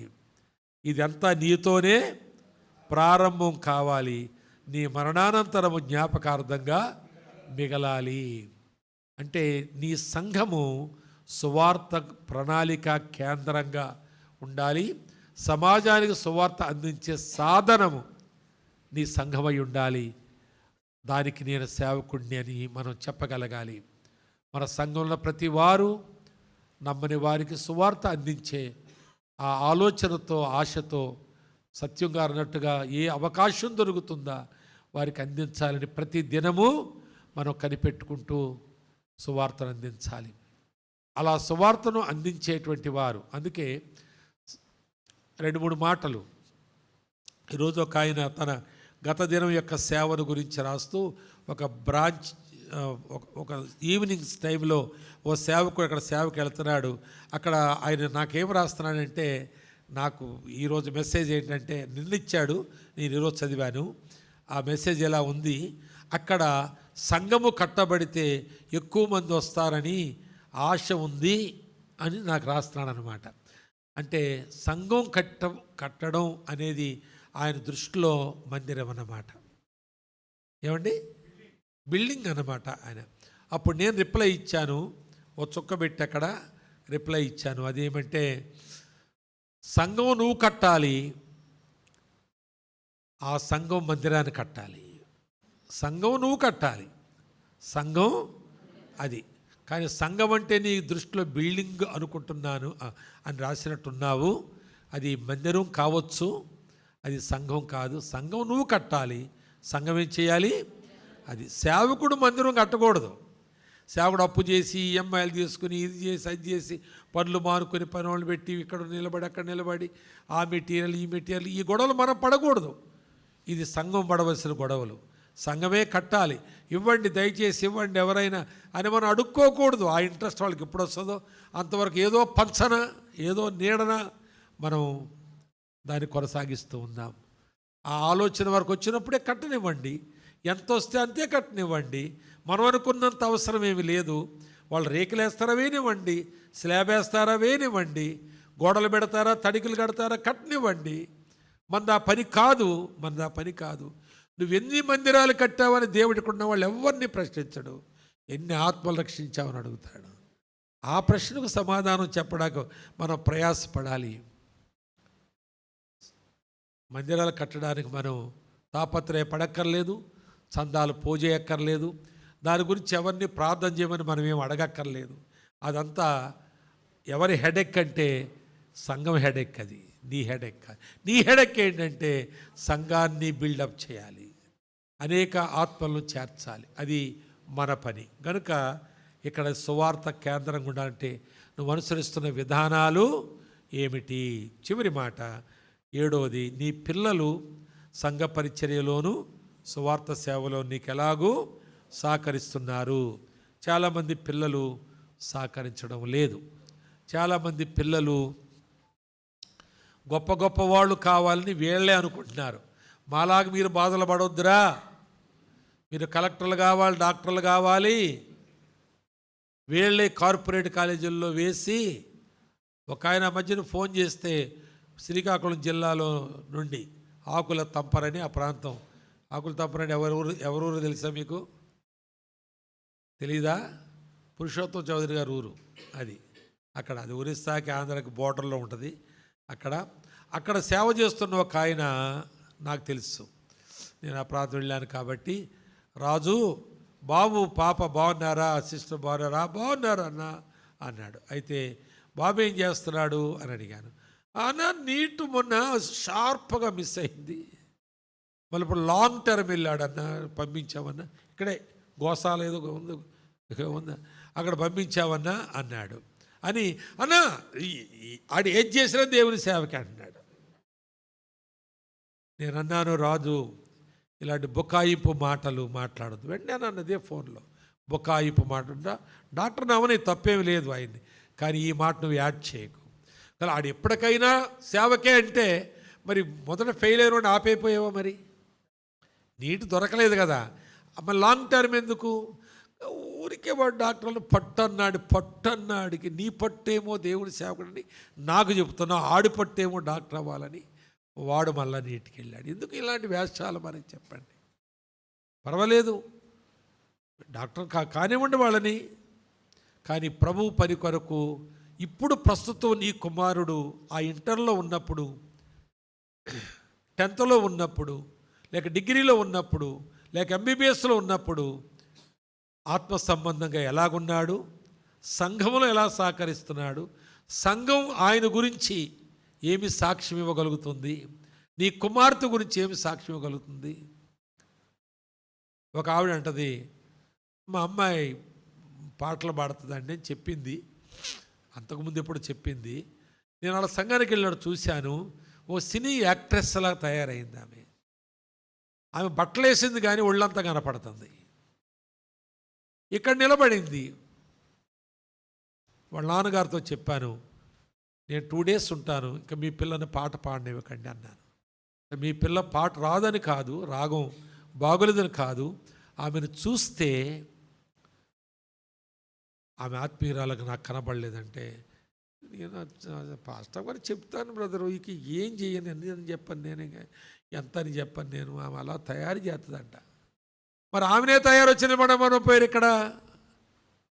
ఆమె సరదా కూతుర్లు ఎందుకు తీర్చుకుంటుంది? ఇంత నేరాలు జరుగుతున్నాయండి, ఇంత ఘోరాలు జరుగుతున్నాయండి మన సంఘాల్లో. కనుక నీ పిల్లలు లేచి పాటలు పాడుతున్నారో, వాయిద్యాలు వాయిస్తున్నారో, సంఘం ఏమని అంగీకరిస్తుంది మీ పిల్లల్ని?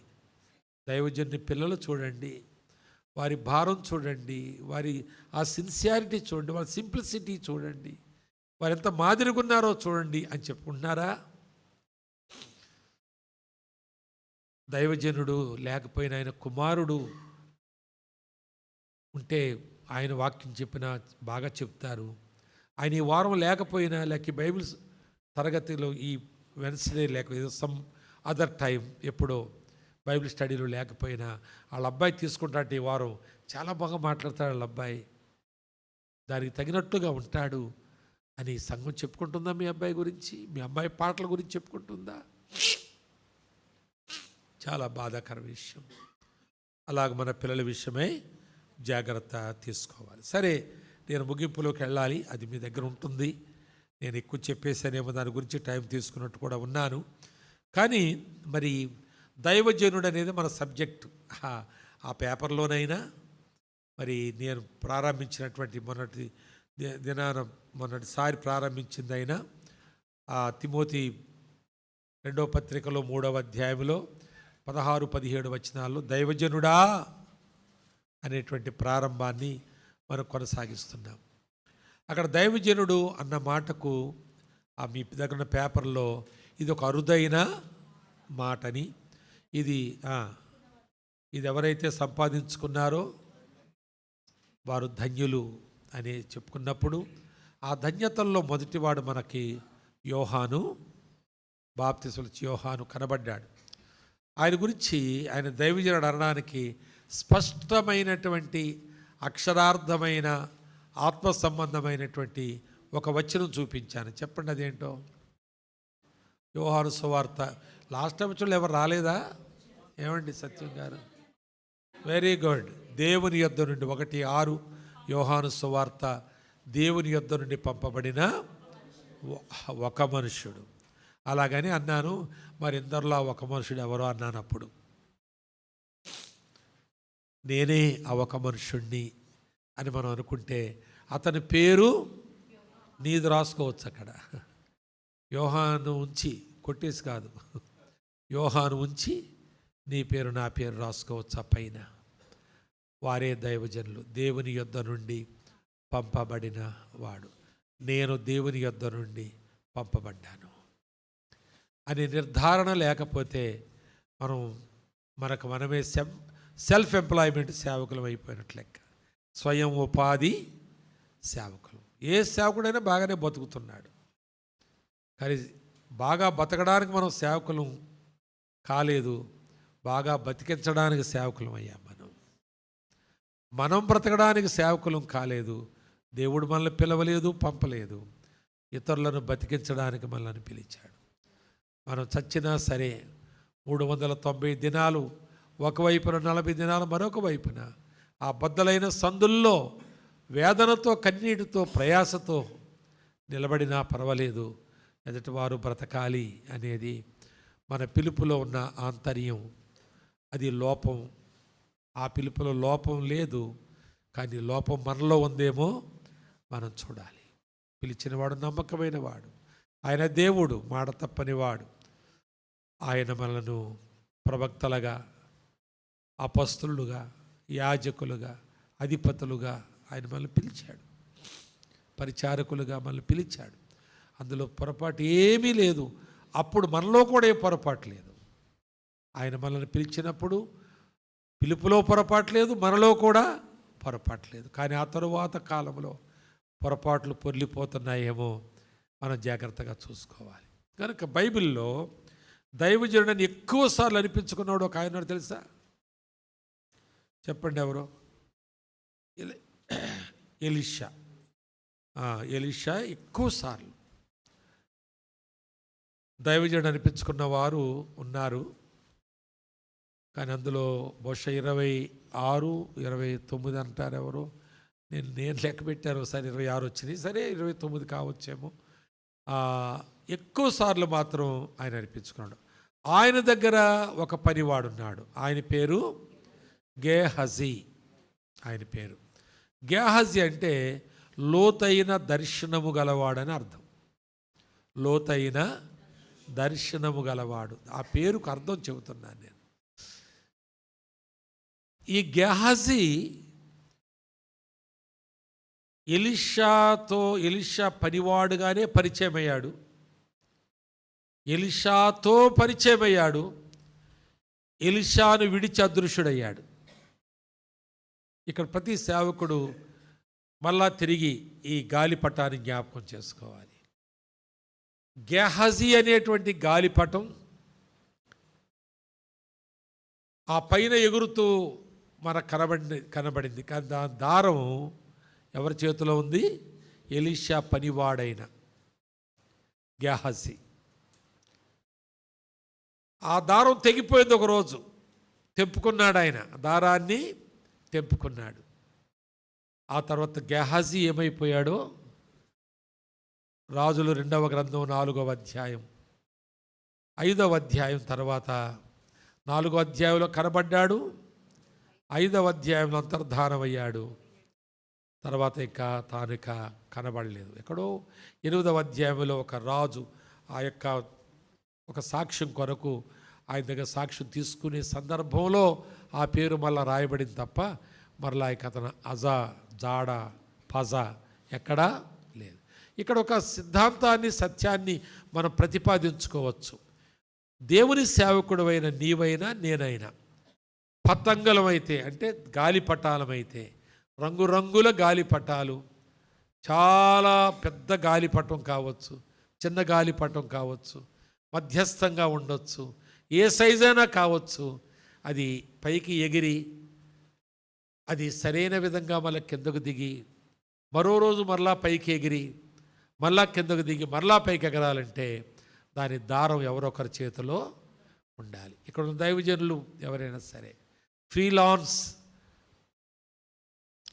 నాకు నేనే నా ఇష్టం, వెళితే సేవకి వెళ్తాను, పండుకుంటే పండుకుంటాను, ఇక్కడికి వెళదామని బయలుదేరి మధ్యలో ఇంకోవైపు తిరిగిపోయిన నన్ను అడిగేవాళ్ళు లేడు, వెనక్కి వచ్చేసినా పర్వాలేదు, అప్పుడే ఏదో ఇంకొక విందు వస్తే ఆ విందులోకి వెళ్ళినా, పెళ్ళి వస్తే పెళ్ళికి వెళ్ళినా, ఎవరన్నా మధ్యలో తగిలితే వాళ్ళు కూడా ఎక్కడికి వెళ్తున్నారో వాళ్ళు కూడా ఇంకో టౌన్కి వెళ్ళినా నన్ను అడిగేటాడు ఎవడు లేడు అనే ఆ గాలిపటం ఎప్పుడో కూలిపోద్ది. వాళ్ళ జీవితంలో ఎప్పుడది లేవదు. ఇలాంటి గాలిపటాలు విజయవాడలో ఎన్ని ఎగురుతున్నాయో.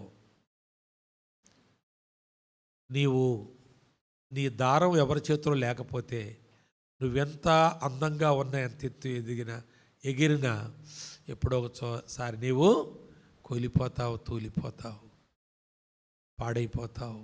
ఇంకెప్పటికీ నీ జీవితంలో ఎగరలేవు. ఎగిరెగిరి పడతావు, కానీ అక్కడే ఎగురుతావు, అక్కడే పడతావు. నువ్వు ఎక్కడికి వెళ్ళలేవు, ఎవరికి కనబడలేవు, ఎవరికి మాదిరిగా నీవు ఉండలేవు.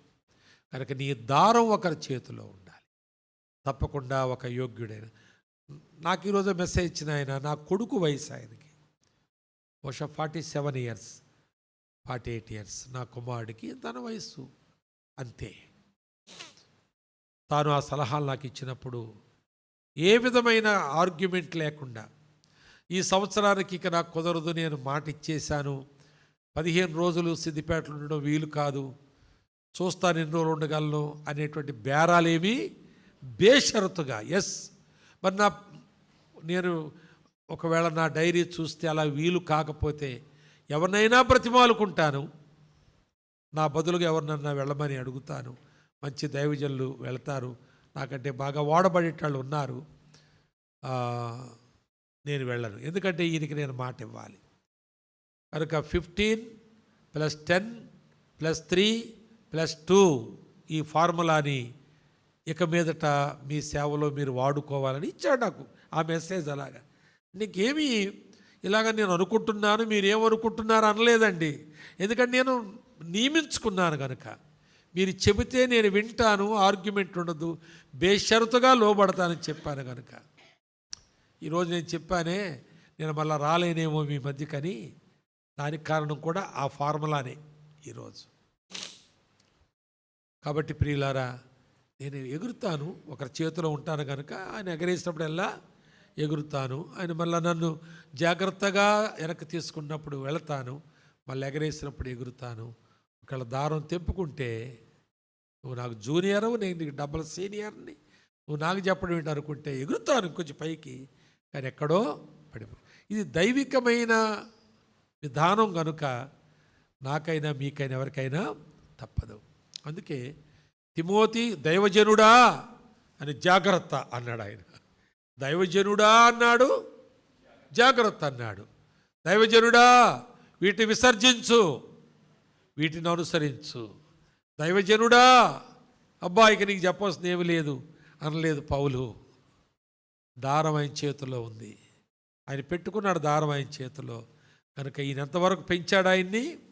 ఎక్కడో లుస్త్రాలో, ఈకొనియాలో, ఆ యొక్క దర్బేలో, ఆ ప్రాంతంలో ఉన్నటువంటి ఒక సాధారణమైన సంఘములో ఉన్న 16-17 సంవత్సరాల వయసున్న ఒక బాలుణ్ణి ఆయన చేతికి అప్పగించబడినప్పుడు ఎంత చేశాడు ఆయన? దైవజనుడుగా చేశాడు. కానీ తన మెంటారుగా చెప్పవలసినవి చెబుతున్నాడు. లతా పాల్ గారు, ఆమె భర్త కూడా మంచి డాక్టర్, మంచి సర్జన్. ఆయన నేను కలిశాను ఆయన కొన్నిసార్లు. ఆమె ఆ మాట చెబుతుంది, నాలో ఉన్నదంతా కూడా మరొకరిలో పోసి ఈ చివరి దినాల్లో నా మరణ సమయాల దగ్గరకు వస్తున్నాయి కనుక నా రిటైర్మెంట్ అయిపోయింది, తర్వాత నేను ఒకవేళ నా ఆయుష్ ముగించబడితే నాలాంటి వాళ్ళు మరొకరు భూమి మీద బతకాలి, ఈ మెడికల్ సర్వీసెస్ నేను చేసినంత మేరకు వాళ్ళు చేయాలి అన్నట్లుగా ఆశించినట్లు మనం ఒక దైవజనుడు మన విషయాలుగా ఆశించి మనల్ని తయారు చేయాలి. మనం కూడా మరొకరినలాగూ తయారు చేసే పనిలో మనం ఉండాలి. అంతేగాని నేను నా సంఘం, నా ఇష్టం, నేను చేసుకుంటాను, తర్వాత మావాడు ఉన్నాడు కదా దానికేంటి అనే మాటలు అవి తప్పు, అవి బైబిల్ ఒప్పుకోదు. అలాంటి పరిచర్ను పరలోకం ఆమోదించదు. అక్కడ మనకు బలా నమ్మకమైన మంచి దాసుడి సంబోధన వినిపించదు. మన అక్కడ తేజోవాసన పరిశుద్ధులతో సహవాసం దొరకదు. ఈ మాటలు మీకు సాధారణంగా వినబడితే అది ఒక దురదృష్టకరమైన చెవే మీది. అయ్యో అలాగైతే నేను ఎలా చేయకూడదన్నమాట అనుకోవాలి. కనుక గేహాజీ ఒక దైవజనునితో తన పేరు కనబడింది. ఆ దైవజనుడు విడిచిన తర్వాత తన పేరు మటుమాయమైంది. దానికి కారణం చెబుతాను, వినండి. మీకు రాజులు 2వ గ్రంథంలో 5వ అధ్యాయంలో 20వ వచనములో, అంతటా దైవజనుడైన ఎలీషాకు సేవకుడగు గేహజీ సిరియనుడైన ఈ నయమాను తీసుకొని వచ్చిన వాటిని అంగీకరించుటకు నా యజమానికి మనస్సు, వినండి ఈ మాట బాగా వినాలి, మనస్సు, నా యజమానికి మనస్సు లేకపోయెను. మీకుందా మరి? ఎందుకంటే భోజనం టైం ఇది. వినే మనసు ఉందా? ఉంటే చెప్తాను, లేకపోతే ఆమె అంతాకి ప్రార్థన ఆశీర్వాదాలు చేసిన వాళ్ళు నియమించుంటాడు సత్యం గారు, చేయించుకుందాం, తిందాం పోయి. ఆ మనస్సు నా యజమానికి లేదు కానీ నాకుంది. అది అది దాని అర్థం. పైగా ఏమన్నాడు? యెహోవా జీవము తోడు అంటే అర్థం ఏంటి? నయమాను బహుమానాలు ఆయనే ఇస్తానన్నాడు. మనం అడిగామా? మనం ఏమైనా అవి ఇస్తాడని ఆయనకి ఏమన్నా ఆశించి స్వస్థతలు చేశామా? కూర్చోండి బాబు, అలాగా ఆపే నిద్ర వస్తుంది మరి ఎక్కువ చల్లదనం అయితే. కూర్చో, నువ్వు కూడా 4 ముక్కలైన వాక్యం వింటే పెద్దోడే సేవకుడు అవుతావు. కూర్చో.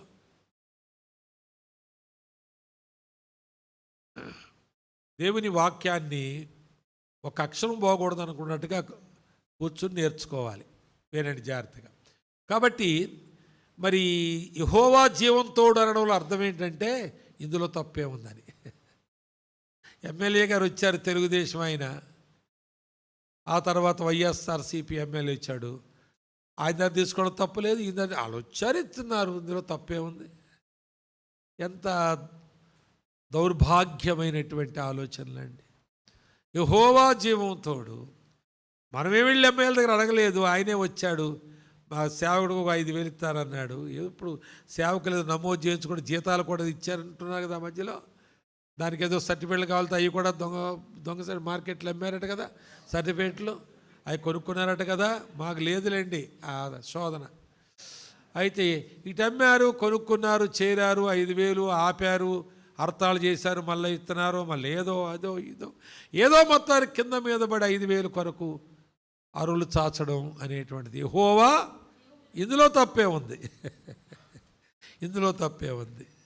మరి ఎవరన్నా మన సంఘంలో మరి 100 రూపాయలు వేసిట ఆయన, అయ్యగారు మీకు 5,000 ఇస్తున్నారట కదా, నేను 10 ఎత్తే చాలా అంటే ఏమంటాడు?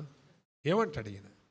అయ్యగారు మరి నేను 100 వేస్తున్నాను, మీకు ఏ హెల్ప్ లేదని, మరి గవర్నమెంట్ 5,000 ఇస్తుందంటే మీరు పోయి తెచ్చుకుంటున్నారు కదా, పెన్షన్ లాగా ఏదో ముసలోళ్ళు వాళ్ళు పోయినట్టు, కాలు చేయలేని వాళ్ళు, మరి మీరు వెళ్తున్నారట కదా, మరి నేను 100 వేసేవాడిని, 10 ఎత్తే చాలని అడిగితే ఏమంటాం? శాపం వచ్చేద్దంటావా? మరి నీకు రాదా శాపం? వాళ్ళ దగ్గర తీసుకుంటే, వాళ్ళ దగ్గర ప్రభుత్వం దగ్గర నీకు డబ్బులు తీసుకుంటావా? నేను పిలిచినోడు డబ్బులు ఇవ్వలేకపోతున్నాడా? సరిపడా? ఇచ్చేస్తాడా? ఇచ్చేస్తున్నాడా? ఇప్పుడు ఆపేశాడా? ఎందుకంటే ఈ దొంగ తిరుగుడు వేషాలు మనకు చెప్పండి. ఇలాంటి వేషాలు వేసి ఎలక్షన్లో డబ్బులు తీసేసుకుని ఈడి దగ్గర ఆడి దగ్గర డబ్బులు తీసుకుని బుడబుక్కల సేవకుల్లాగా మరి ఎంతకాలం బతుకుతామండి మనం? ఏం బ్రతుకుతామండి మనం అసలు? యెహోవా జీవంతోడంట అంటే అర్థం ఏంటి? ఈ మావాడికి చేదస్తం ఎక్కువ ఎలీషాకి. ఏ తప్పే ఉందండి ఇందులో? ఆయన పైగా ఆయనేం తేలేదు, రాజుగారు పంపాడు అక్కడి నుంచి ఎలీషాకి ఇమ్మని. ఈయన పేరేంటి ఏమంటారండి? ప్రవక్తకి ఇమ్మని రాజు పంపించాడు. ఆయన అక్కడ అకౌంట్లో రాసేశారు. ఇప్పుడు పట్టుకెళ్తే ఈయన వాడేసుకుంటే అనవసరంగా. కాబట్టి యెహోవా జీవంతోడు నేను తీసేసుకుంటానంటున్నాడు. అక్కడ ముఖ్యమైన మాట ఏంటంటే, నా యజమానునికి మనస్సు లేదు కానీ ఆ మనస్సు నాకు ఉంది. అందుకే ఆ గాలిపటం తెగిపోయింది, అందుకే అజాపజా లేకుండా పోయిందండి. ఉన్నాడా? మళ్ళా దొరికాడా? దొరకలేదు. ఆయన గురించి కొన్ని మాటలు చెప్పనా నేను. ఆయన పేరుకు అర్థం ఏమండి? లోతైన దర్శనం గలవాడు.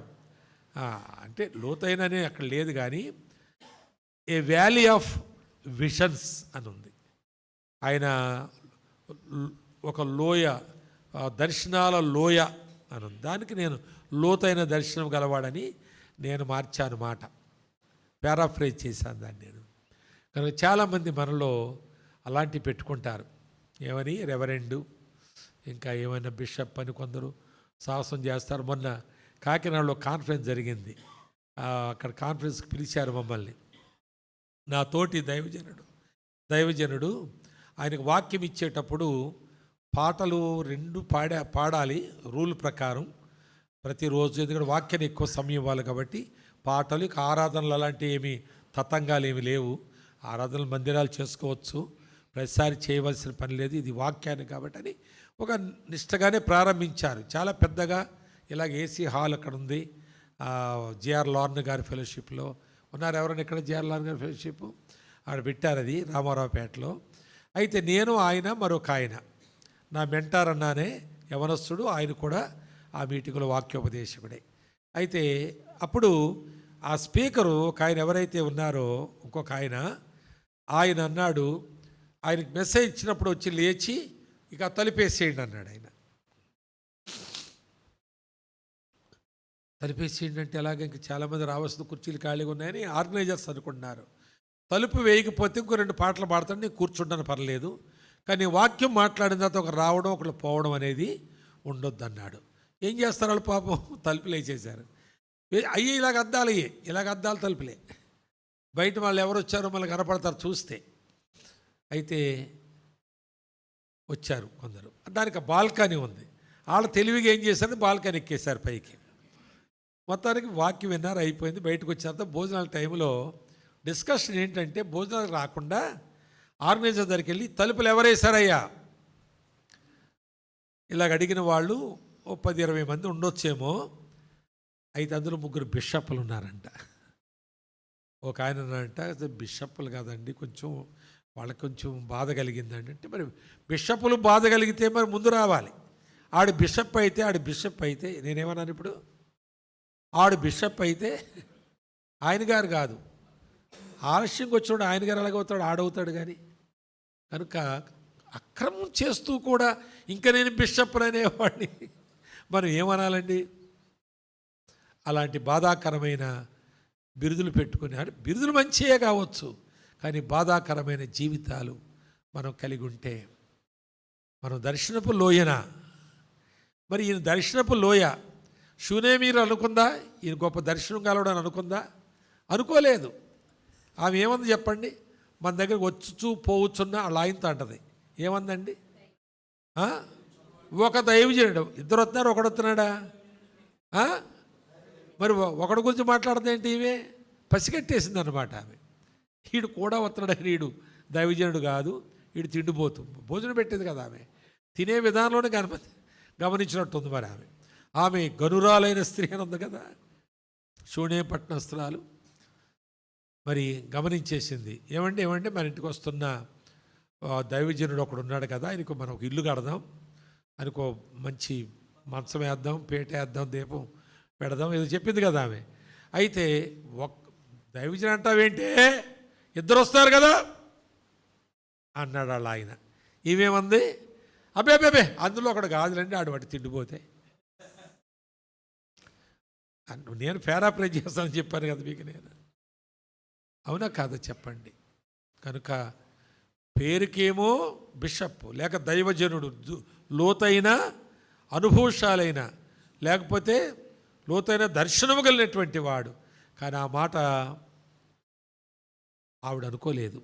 ఏమి లాభం చెప్పండి? మనల్ని కూడా చాలాసార్లు అయ్యగారు అంటారు, కానీ వెళ్ళిపోయాక వాళ్ళు ఏదో అనుకుంటారు. నీకు భోజనం పెడతారు, నువ్వు తినే విధానం చూసి బాబోయ్ అసలు ఇప్పటికంతలో ఉన్నాడు ఆయన, మరి అలా తినేస్తే ఏమైపోతాడో పాపం, ఆయన పెట్టిందంతా వేసేసుకున్నాడండి, తినేసాడండి అంటారు. తెలియదు మనకి వినపడేలాగా అన్నరాళ్ళు, కానీ అన్నవాళ్ళు నేను ఎరుగుదును నేను. పిల్లలకని 2 గుడ్లు తెచ్చుకున్నారు స్కూల్కి పోయేటప్పుడు. యువదాన్ని ఎప్పుడు చెప్తాను నేను, 2 గుడ్లు తెచ్చుకున్నారంట పిల్లలు. గుడ్లు తెచ్చి ఇచ్చేయాలంటారా, మీరు ఒకసారి కొండ ఇస్తానందంట. వాళ్ళు బడిలోకి వెళ్ళారు, ఎలిమెంటరీ స్కూల్లోకి. అన్న చెల్లెళ్ళు వాళ్ళు గుడ్లు అని కూడా సంకలు ఇలాగ ఎగరేసుకుంటూ గుడ్లు కూర కూడా వచ్చారు. తీరా వచ్చారు, గుడ్లు పులుసు గుడ్లు లేవంట. ఏంటి గుడ్లే అంటుంటే, అంకుల్ వచ్చారురా, కానీ ముందు పెట్టాను, 2 పెట్టాను. ఆయన ఒకటి వేసుకుని ఒకటి ఉంచితే కలిసి సగం మీకు వేద్దాం అనుకున్నాను. ఆయన రెండు వేసుకుని తినేసాడు. ఆయన ఎవరు మమ్మీ అంకుల్ ఎవడాడు అంటారని వాళ్ళు పిల్లలు పాపం వాళ్ళకి ఏం తెలుసు, ఎవడొచ్చాడు అంకుల్ ఎవడొచ్చాడు. అరే పాస్టర్ అంకుల్ రా. అప్పుడు ఇద్దరు ఆ పులుసు చేస్తేంట చెల్లి ఏం చేస్తాం తిను, ఆడు సైతాన్లాగా వచ్చాడు మరి అంతే పిల్లలండి వాళ్ళు పాపం వాళ్ళకి ఏం తెలుసు. వాళ్ళు ఏమనుకుంటారు, మన గుడ్లు ఎత్తుకుపోయి గద్ద వచ్చన్నట్టుగా కదండి. కనుక ఎవడండి ఆ గాలి పటానికి దారం లేకపోతే ఇష్టానుసారం ఎగురుతాం మనం, ఇష్టానుసారం తింటాం, ఇష్టానుసారం తిరుగుతాం మనం. జాగ్రత్త ప్రియులారా. దర్శనపు లోయ అనేది ఉంది, కానీ అతను గుర్తించిన వాళ్ళు దైవజనుడుగా గుర్తించలేదు. అంతేకాదు అసలు దేవుడు ఎక్కడైనా 4-5 అధ్యాయాలు దేవుడు ఎక్కడైనా ఒక్కచోటైనా వాడుకున్నాడా? ఒక్కచోట ఇక్కడ వాడుకున్నాడండి అని చెప్పండి మీరు ఎక్కడన్నా. గెహాజీని ఒక గొప్ప దైవజనుని పనివాడు, కానీ దేవుని చేత ఎక్కడా. కారణం ఏంటి చెప్పండి? దైవజనుని మనసు వేరు, ఈయన మనసు వేరు. అర్థమైందా? అక్కడ ఫెయిల్ అయ్యాడు, అక్కడ ఫెయిల్ అవుతున్నా మనం. చాలా జాగ్రత్తగా ఉండాలి. అంతేకాదు అతని సాక్ష్యం కోల్పోయినట్టుగా చూస్తాం. సాక్ష్యము కోల్పోయాడు. చివరికి తన కుటుంబానికి, తన సంతతి అంతటికి ఒక శాపాన్ని అంటించాడు, కుష్ఠరోగును అంటించాడు. ఒక దైవజనుడు ఒకటేంటి చాలామంది అన్నారు. అందులో ఆ చాలామందిలో ఒక ఆయనతో నేను అన్నాను, ఏమనంటే ఏముందండి ఇక మా వెనకాలది ఇక్కడ దీన్ని ఇక మా కొడుకు సేవకు వచ్చాక ఎక్స్టెండ్ చేస్తాడు, అది వేస్తాడు, ఇక దత్తాడు చూసుకుంటాడు, ఇంతవరకు అయితే నేను చేశాను, ఇదంతా వాడిదే కదండి అన్నాడు. ఇవన్నీ చెప్పి అప్పుడు నేను అన్నాను, వాడు ఏడి అని అడిగాను. వాడు ఏడి అంటే వాడు పిల్లలతో సెలవులు కదా అని చెప్పి అటు నార్త్ సైడ్ ఏదో టూర్ వెళ్తుంటే పేచీ పెట్టి వెళ్ళాడండి. ఎన్ని రోజులు టూరు అంటే 15 రోజుల టూర్ అంటే 2 ఆదివారాలు పోతాయి, 2 బైబిల్ స్టడీలు పోతాయి. దేవుని బిడ్డలనే వాళ్ళు ఎవ్వరూ తనతో లేరు కనుక సహవాసం పోద్ది. బైబిలు చదివే అవకాశం 15 రోజులు పోద్ది. మోకరిల్లి ప్రార్థన చేసే అవకాశం 15 రోజులు పోతుంది. అమ్మా నాన్న అదుపు లేదు, ఆడికి ఎవరం చూస్తారేమని భయం లేదు. కంపెనీ సేక్ ఏదైనా చేస్తాడు ఈ 15 రోజుల్లో. ఆడికి ఆ ఆస్తి నీ కొడుకుని, ఇది నీ కొడుక్కిస్తే వాడు నువ్వు శాపగ్రస్తుని చేస్తున్నావు, జాగ్రత్త అని చెప్పాను. ఇంకా 5 సేవకులు విన్నారు. వాళ్ళంతా చాలా పెద్ద సంస్థ, లేకపోతే పెద్ద గొప్ప వరములు కలిగినటువంటి, ఆత్మను కలిగినటువంటి సంఘానికి చెందిన సేవకులు వాళ్ళంతా. ఆడికే నువ్వు ఇదంతా మావాడిదే కదా, ఇంకేముంది అంటున్నాడు. సంద పెట్టాడిదే, స్థలం అంతా వాడిదే. జాగ్రత్త, నీ కొడుకు బ్రతుకును శాపగ్రస్తం చేస్తున్నావు, జాగ్రత్త. ఆస్తి నువ్వు సైకిల్ మీద వచ్చి వాళ్ళింట్లో పంచన ఉండి సేవ చేయగా దేవుడు నీకు ఇచ్చిన దాన్ని నీ కొడుక్కి ఆస్తిగా ఇస్తావా? ఇది దేవుడు నీకు సేవకిచ్చాడు, నువ్వు కొడుక్కి ఆస్తిగా ఇస్తావా? నువ్వు అది తప్పు, మనం చేయకూడదు. వెళ్ళి ఆ పని సౌలు చేశాడు. సౌలును రాజుగా చేసి తనకు రాజ్యాన్ని అప్పగిస్తే ఆ రాజ్యాన్ని కొడుకులకు అప్పగించాలని, దానికి యోగ్యుడైన దేవుడు ఎన్నిక చేసుకున్న దావీదును చంపేసి కొడుకులకు అప్పగించాలని, 3 కొడుకులకి, లేకపోతే యోనాతానుకు అప్పగించాలని, యోనాతాను ఉద్దేశంలో కూడా రాజ్యం పరిపాలకుడుగా దావీదే ఉండాలని కొడుకు ఉద్దేశంలో ఉన్న ఆ కొడుకును బూతులు తిట్టలేదా? బూతులు ఎక్కడ తిట్టాడు చెప్పండి? ఏమని తిట్టాడు చెప్పండి? ఆగడగొట్టు దాని కొడక. మరి దాని అర్థం ఏం బూతో నాకు తెలియదు, కానీ బైబిల్ ఉంది కాబట్టి నేను ధైర్యంగా అన్నాను అంతే. ఆగడగొట్టు దాని కొడక అన్నాడు. మరి మనవాళ్ళు ఏమంటారు? సరే, అదే ఇంకా ఆయన తర్జుమా చేస్తున్నాడు ఉండేవారు, ఆయన భాష్యం చెప్తున్నాడు. బూతులు ఆడేశారు, జాగ్రత్త మరి. సరే వినండి.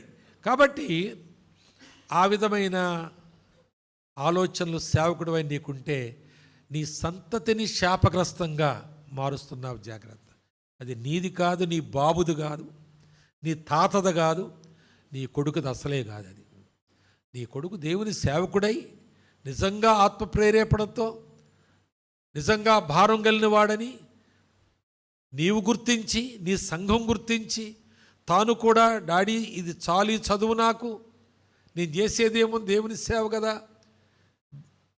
నాకు కొన్ని ఇంగ్లీష్ మాటలు వచ్చినాయి కదా, ఇంగ్లీష్ మీడియం చదివాను కదా, 10th అయింది కదా, ఇంటర్ అయింది కదా, డిగ్రీ అయింది కదా, చాలు డాడీ, నేను ప్రభు పనిలో నీతో తిరుగుతాను, అక్కడక్కడ నేను సాక్షిగా నిలబడతాను అని చెప్పిన కుమారులకి అదంతా వాళ్ళకి ఇయ్యి, నువ్వు వాళ్ళకే ఇవ్వాలి తప్పకుండా. వాళ్ళు నీ DNA, వాళ్ళు నీ రక్తంలో ఉన్న ఆ పొంగు, ఆ ఉజ్జీవం వారిలో ఉంది అని గుర్తిస్తే వాళ్ళకే ఇయ్యి. వాళ్ళు ఆ పక్కది కొంటే కొన్నాయి, ఆ పక్కది కొంటే కొన్నాయి, కానీ నీ కడుపును పుట్టాడు కాబట్టి నీ ఆస్తికి వారసుడు అనే ఉద్దేశం ఇస్తే నీవు నీ తర్వాత సంతానాన్ని శాపానికి అప్పగిస్తున్నావు, జాగ్రత్త. ఒకవేళ ఇది ఫైనల్ వార్నింగ్గా తీసుకోండి, ఇది చాలా ఘోరమైన హెచ్చరిక. కాబట్టి నీ పిల్లలు ఆత్మ సంబంధ విషయాల్లో ఎలా సహకరిస్తున్నారు, సువార్త ఎలా సహకరిస్తున్న దగ్గర శ్రద్ధ వహిస్తే అదంతా మన పిల్లలకే దక్కాలి. అంటే వారి సేవకు దాన్ని తప్పకుండా మనం అంకితం చేయాలి. వారు తమ పిల్లలకు చేస్తారో యోగ్యులైతే, లేక సంఘములో ఎవరైనా దావీదులాగా ఆ రాజ్యంలో యోగ్యుడైతే, రాజు కడుపును పుట్టినవాడు కాకపోయినా, యోనాతాను కాకపోయినా, దేవుని చేత ఏర్పరచబడిన వాడైతే తనకే ఇస్తాడో నీ కుమారుడు తెలియదు, ఇవని. ఈ విషయాన్ని సీరియస్గా తీసుకుందాం. తర్జన భర్జన మీరు ఏం చేసినా చివరికి ఇదే, ఈ లెక్కకే మీరు రావాలి, రాకపోతే మీ ఇష్టం. ఆయన గురించి ఇంకొక 2-3 మాటలు చెప్పి నేను ప్రార్థన చేస్తాను. మొదటి మాట ఏంటంటే, అందులో గొప్ప దేవుని దైవజనుని అనుచరుడే కానీ దైవజనుని మనసును అలవర్చుకోలేదు. జాగ్రత్త. నీకొక దారం ఎవరి చేతిలో ఉందో ఆ దారమును కలిగిన దైవజనుని హ్యాండలింగ్లో నీ ఉంటే అతని మనస్సు నీ మనసు ఒకటి కావాలి.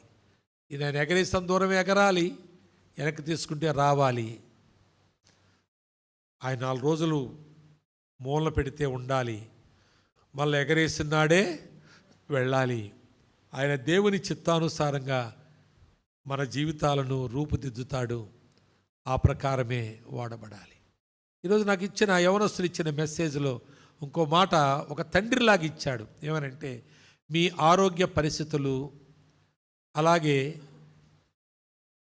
మీరుంటున్న సంఘము యొక్క, ఆ ప్రాంతం యొక్క సంఘము యొక్క విశ్వాసం యొక్క అవసరతలు నేను గమనించి ఈ టైం టేబుల్ ఇస్తున్నాను మీకు అన్నాడు. నెలలో 15 రోజులు మీరు సిద్దిపేటలోనే ఉండాలి, ఆ పరిసర ప్రాంతాల్లో, అక్కడంటే ఒక 25 కిలోమీటర్స్లు రేడియస్లోనే మీరు ఉండాలి అనే మాట. తర్వాత 10 రోజులు మీరు బయటికి వెళ్ళండి, కానీ ఆ జర్నీస్ గురించి కూడా రాశాడు. మీ జర్నీస్ ప్లాన్ చేసుకుని వెళ్ళండి. ఏదో బస్సు ఎక్కేసి పోదామలే, ఏదో ఈక్యూ తీసుకుని పోదామలే, రాత్రి కాడ వెళ్ళిపోదాం, అర్ధరాత్రి దిగుతాం. రాత్రి కూడా నేను అలాగే వచ్చాను, నా జర్నీ ప్లాన్ సరిగ్గా లేదు. రాత్రి ఎవరెవరినో డిస్టర్బ్ చేయవలసి వచ్చింది. నేను రాత్రి 2 తర్వాత 2:30కి చేరాను. నేను ఆ ఫ్యామిలీని డిస్టర్బ్ చేశాను, నన్ను తీసుకొచ్చేవాళ్ళు డిస్టర్బ్ చేశాను. మీరు అలా ప్లాన్ చేయొద్దు ఇక మీదట అని ఆయన నాకు పంపించాడు. ఇవన్నీ నా క్షేమాన్ని కూడా ఆయన కోరినట్లే కదా. నా కుమారుని వయసులో నా కుమారుడిలాగా తండ్రికి గురించి ఆలోచించినట్లే కదా, సేవల గురించి ఆలోచించినట్లే కదా. కనుక పరిధిలో ఆ మనస్సు నేను కలిగి ఉండాలి, ఆ మనస్సుతో నేను ఏకీభవించాలి. వయసు చిన్నది, సీనియారిటీ చిన్నది కాదు అక్కడ ముఖ్యం. తనకు అప్పగించుకోవడానికి దేవుడు నాకు సెలవిచ్చాడు, లేక నాకు చూపించాడు. నేను అప్పగించుకున్నాను కనుక మాటకు నా మిగిలిన జీవితం అంతా లోబడి ఉండాలి. తాను నాకంటే ముందు చచ్చిపోయాడు అనుకోండి, నన్ను మరొకరికి అప్పగించుకోవాలి. నేను నాకు అప్పగించుకోవాలి ఎవరో ఉండొచ్చు, అంత మాత్రాన నేను ఫ్రీలాన్స్ పాస్టర్ లాగా పనిచేయడానికి వీల్లేదు. So make it a point or principle, take it granted. ఇలా ఉండాలి అని తీర్మానం చేయండి.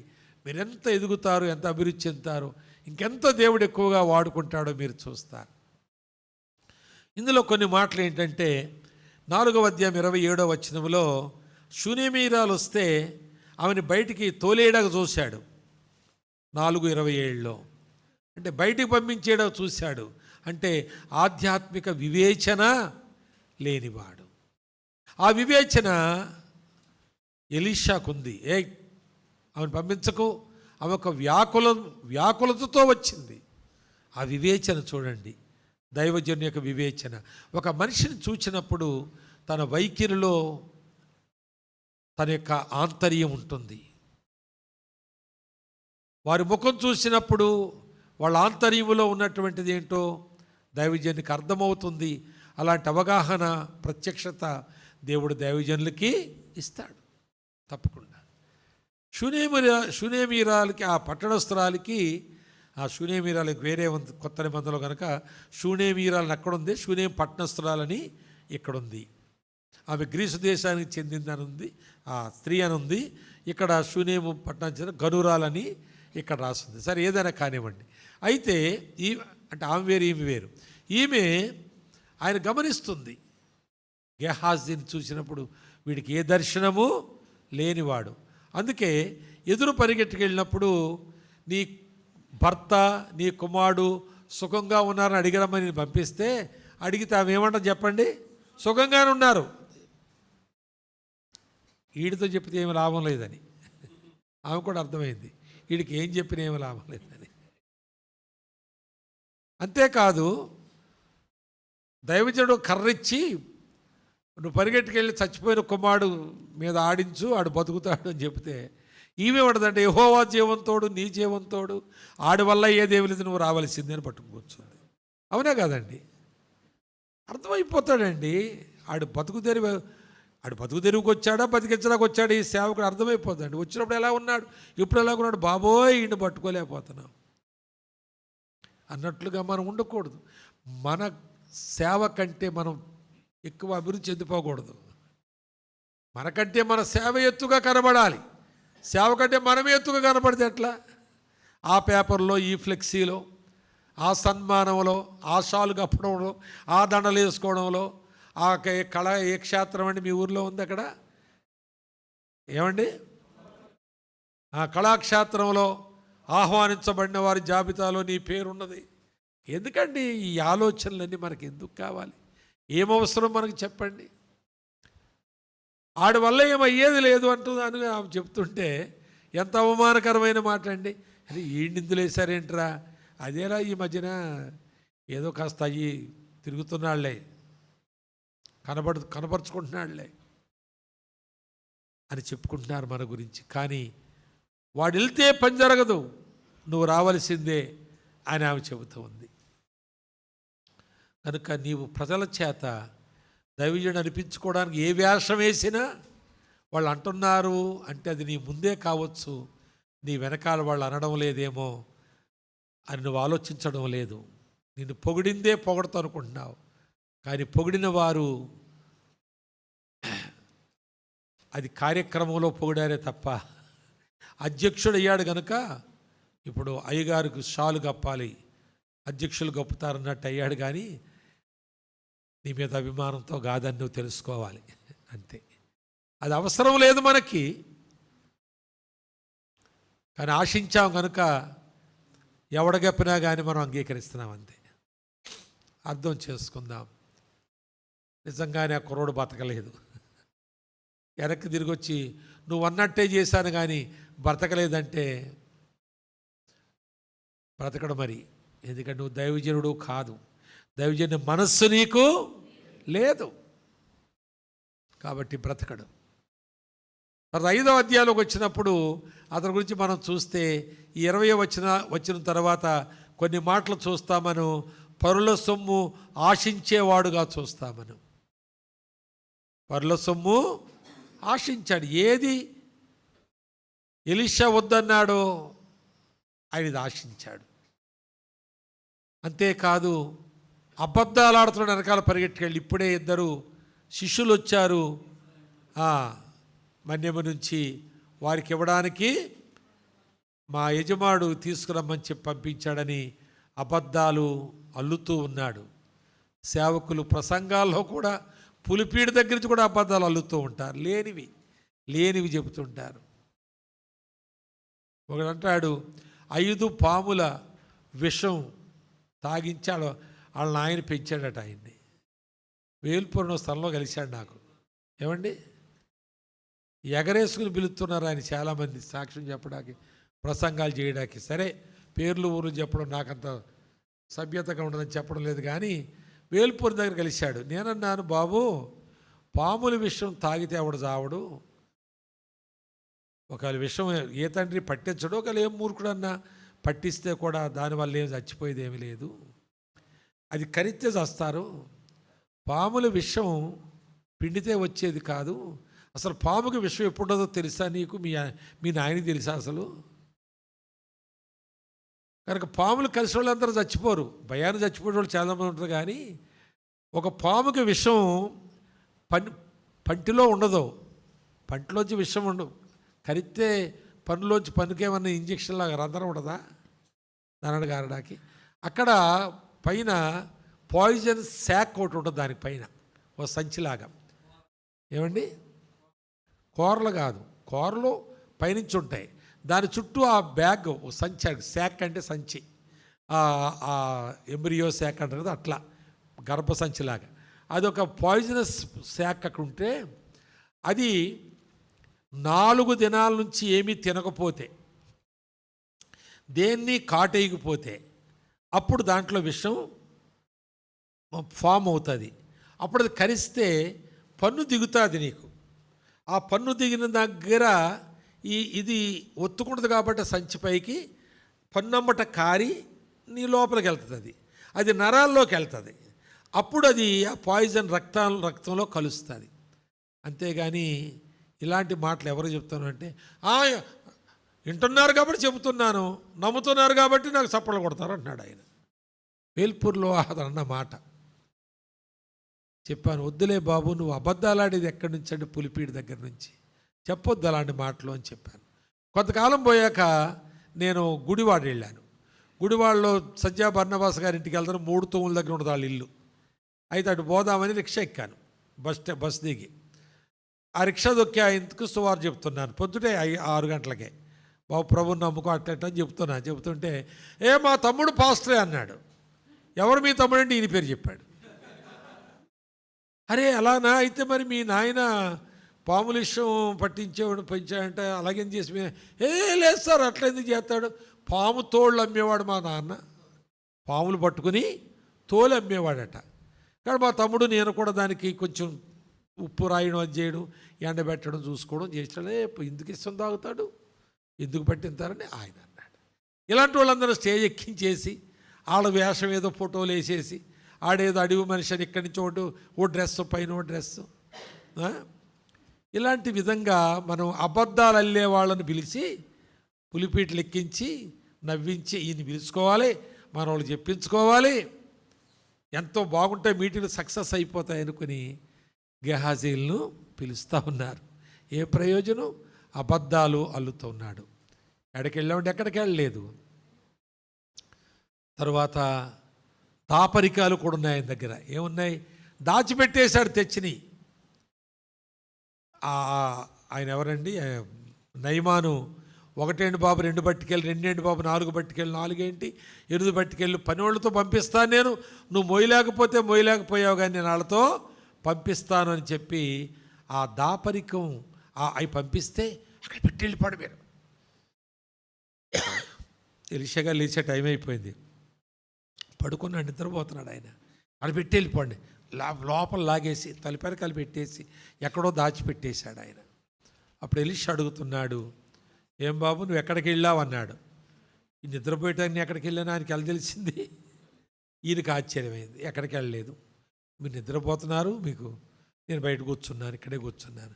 అరే నువ్వు ఆయనతో అక్కడికి వెళ్ళినప్పుడు నా మనస్సు నీతో రాలేదా? మరి ఏం చెప్పండి అక్కడ పెద్ద లిస్ట్ ఇచ్చాడు కదా అక్కడ, చదువుతారు అది, ఆ లిస్ట్ చదవండి.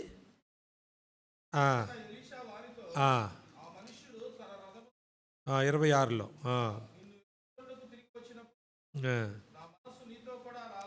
ద్రవ్యమును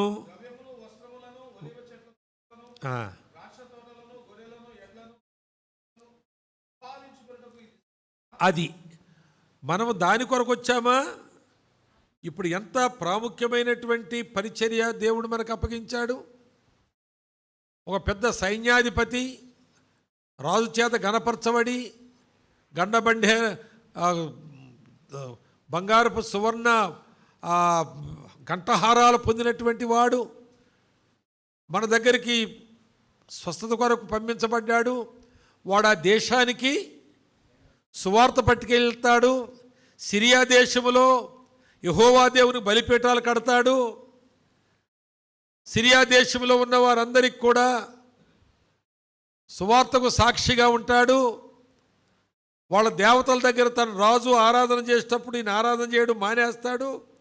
నువ్వెందుకు చేయడం లేదు ఆరాధన అంటే, రాజు నా మీద ఆనుకొని ఆరాధన చేసి ఆ పద్ధతిలో మరి నేను కూడా సాష్టాంగ పడవల కానీ పడను, నేను నమస్కారం చేయను. ఎందుకు చేస్తానని అడిగితే, నిజమైన దేవుడికి నేను సాక్షిగా ఉంటాను అని ఆయన వెళితే, ఈ సమయంలో మనిద్దరం కలిసి నయమాను సాక్ష్యం ద్వారా సిరియా దేశమంతా కూడా తలకిందులు అవ్వాలి. ఆ నపుంసకుని సాక్ష్యం ద్వారా ఇథియోపియా అంతా క్రిస్టియన్ కంట్రీ అయిపోయినట్లు ఈ కుష్ఠరోగి ద్వారా అక్కడ అయ్యాడు కదండి. అపొస్తకాలలో 8వ అధ్యాయంలో కందకే రాణి కింద ధనాగారమతో అధికారంగా ఉన్న మంత్రి అతడు మారు మనసు పొంది బాప్తిసం తీసుకుని ఆ దేశం వెళ్తే మన ప్రపంచ పటాల్లో మొట్టమొదటి క్రిస్టియన్ కంట్రీ ఏదంటే ఇథియోపియానే కదండి. అలాగే నయమాను సిరియాకు సువార్త పట్టుకెళ్ళాడు. మనిద్దరు ఇక్కడ మోకరిల్లి దేవునికి స్తుతి చెల్లించాలి, ప్రార్థన చేయాలి.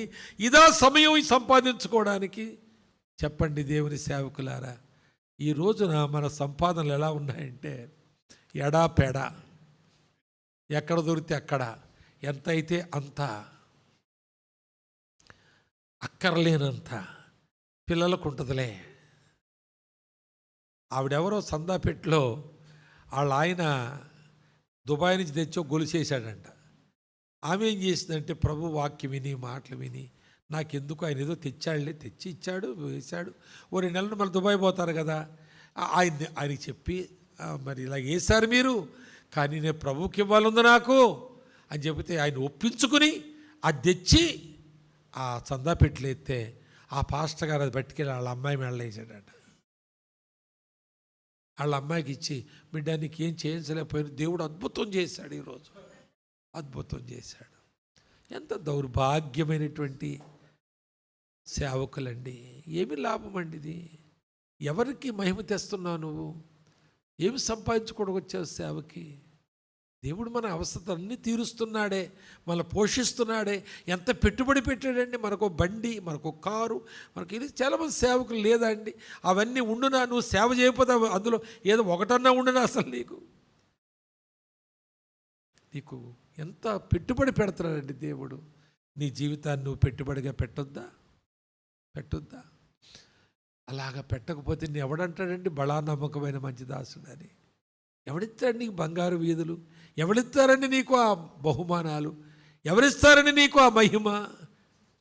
ఒకవేళ కొన్నిసార్లు నేను అనుకుంటాను, దేవుని సేవ చేస్తున్నాను నేను, సంఘస్థులందరినీ తీసుకెళ్ళి, ప్రభువా ఇదిగో వీరిని రక్షణలోకి నడిపించి నీ రాజ్యం కోసం సిద్ధపరిచాను ప్రభువా అంటే, అవునా, వెళ్ళండి అని నన్ను, నువ్వు ఉండు, నీతో మాట్లాడేది ఉందంటే ఏమైపోతాను నేను?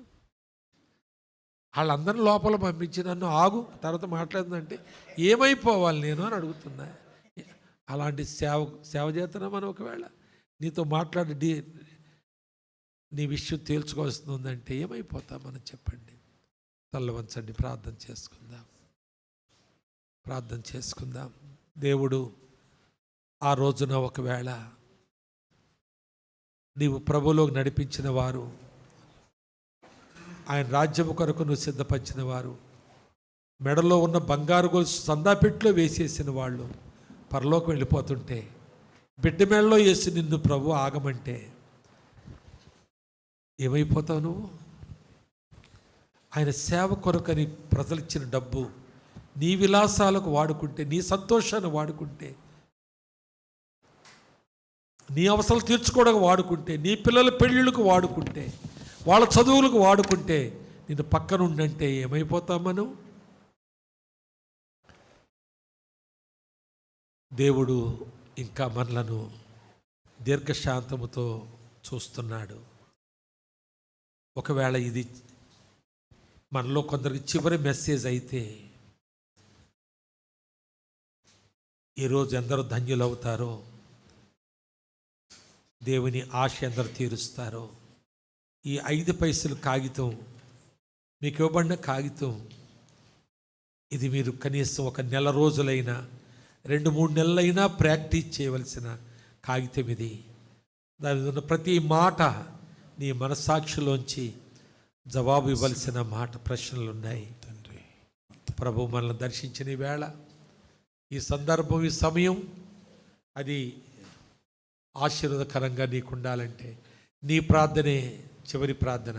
ఎవరో ప్రార్థన చేసి ముగించవచ్చు, కానీ నీ ప్రార్థనే నీ జీవితంలో ఒక గొప్ప కార్యానికి ప్రారంభం అవుతుంది.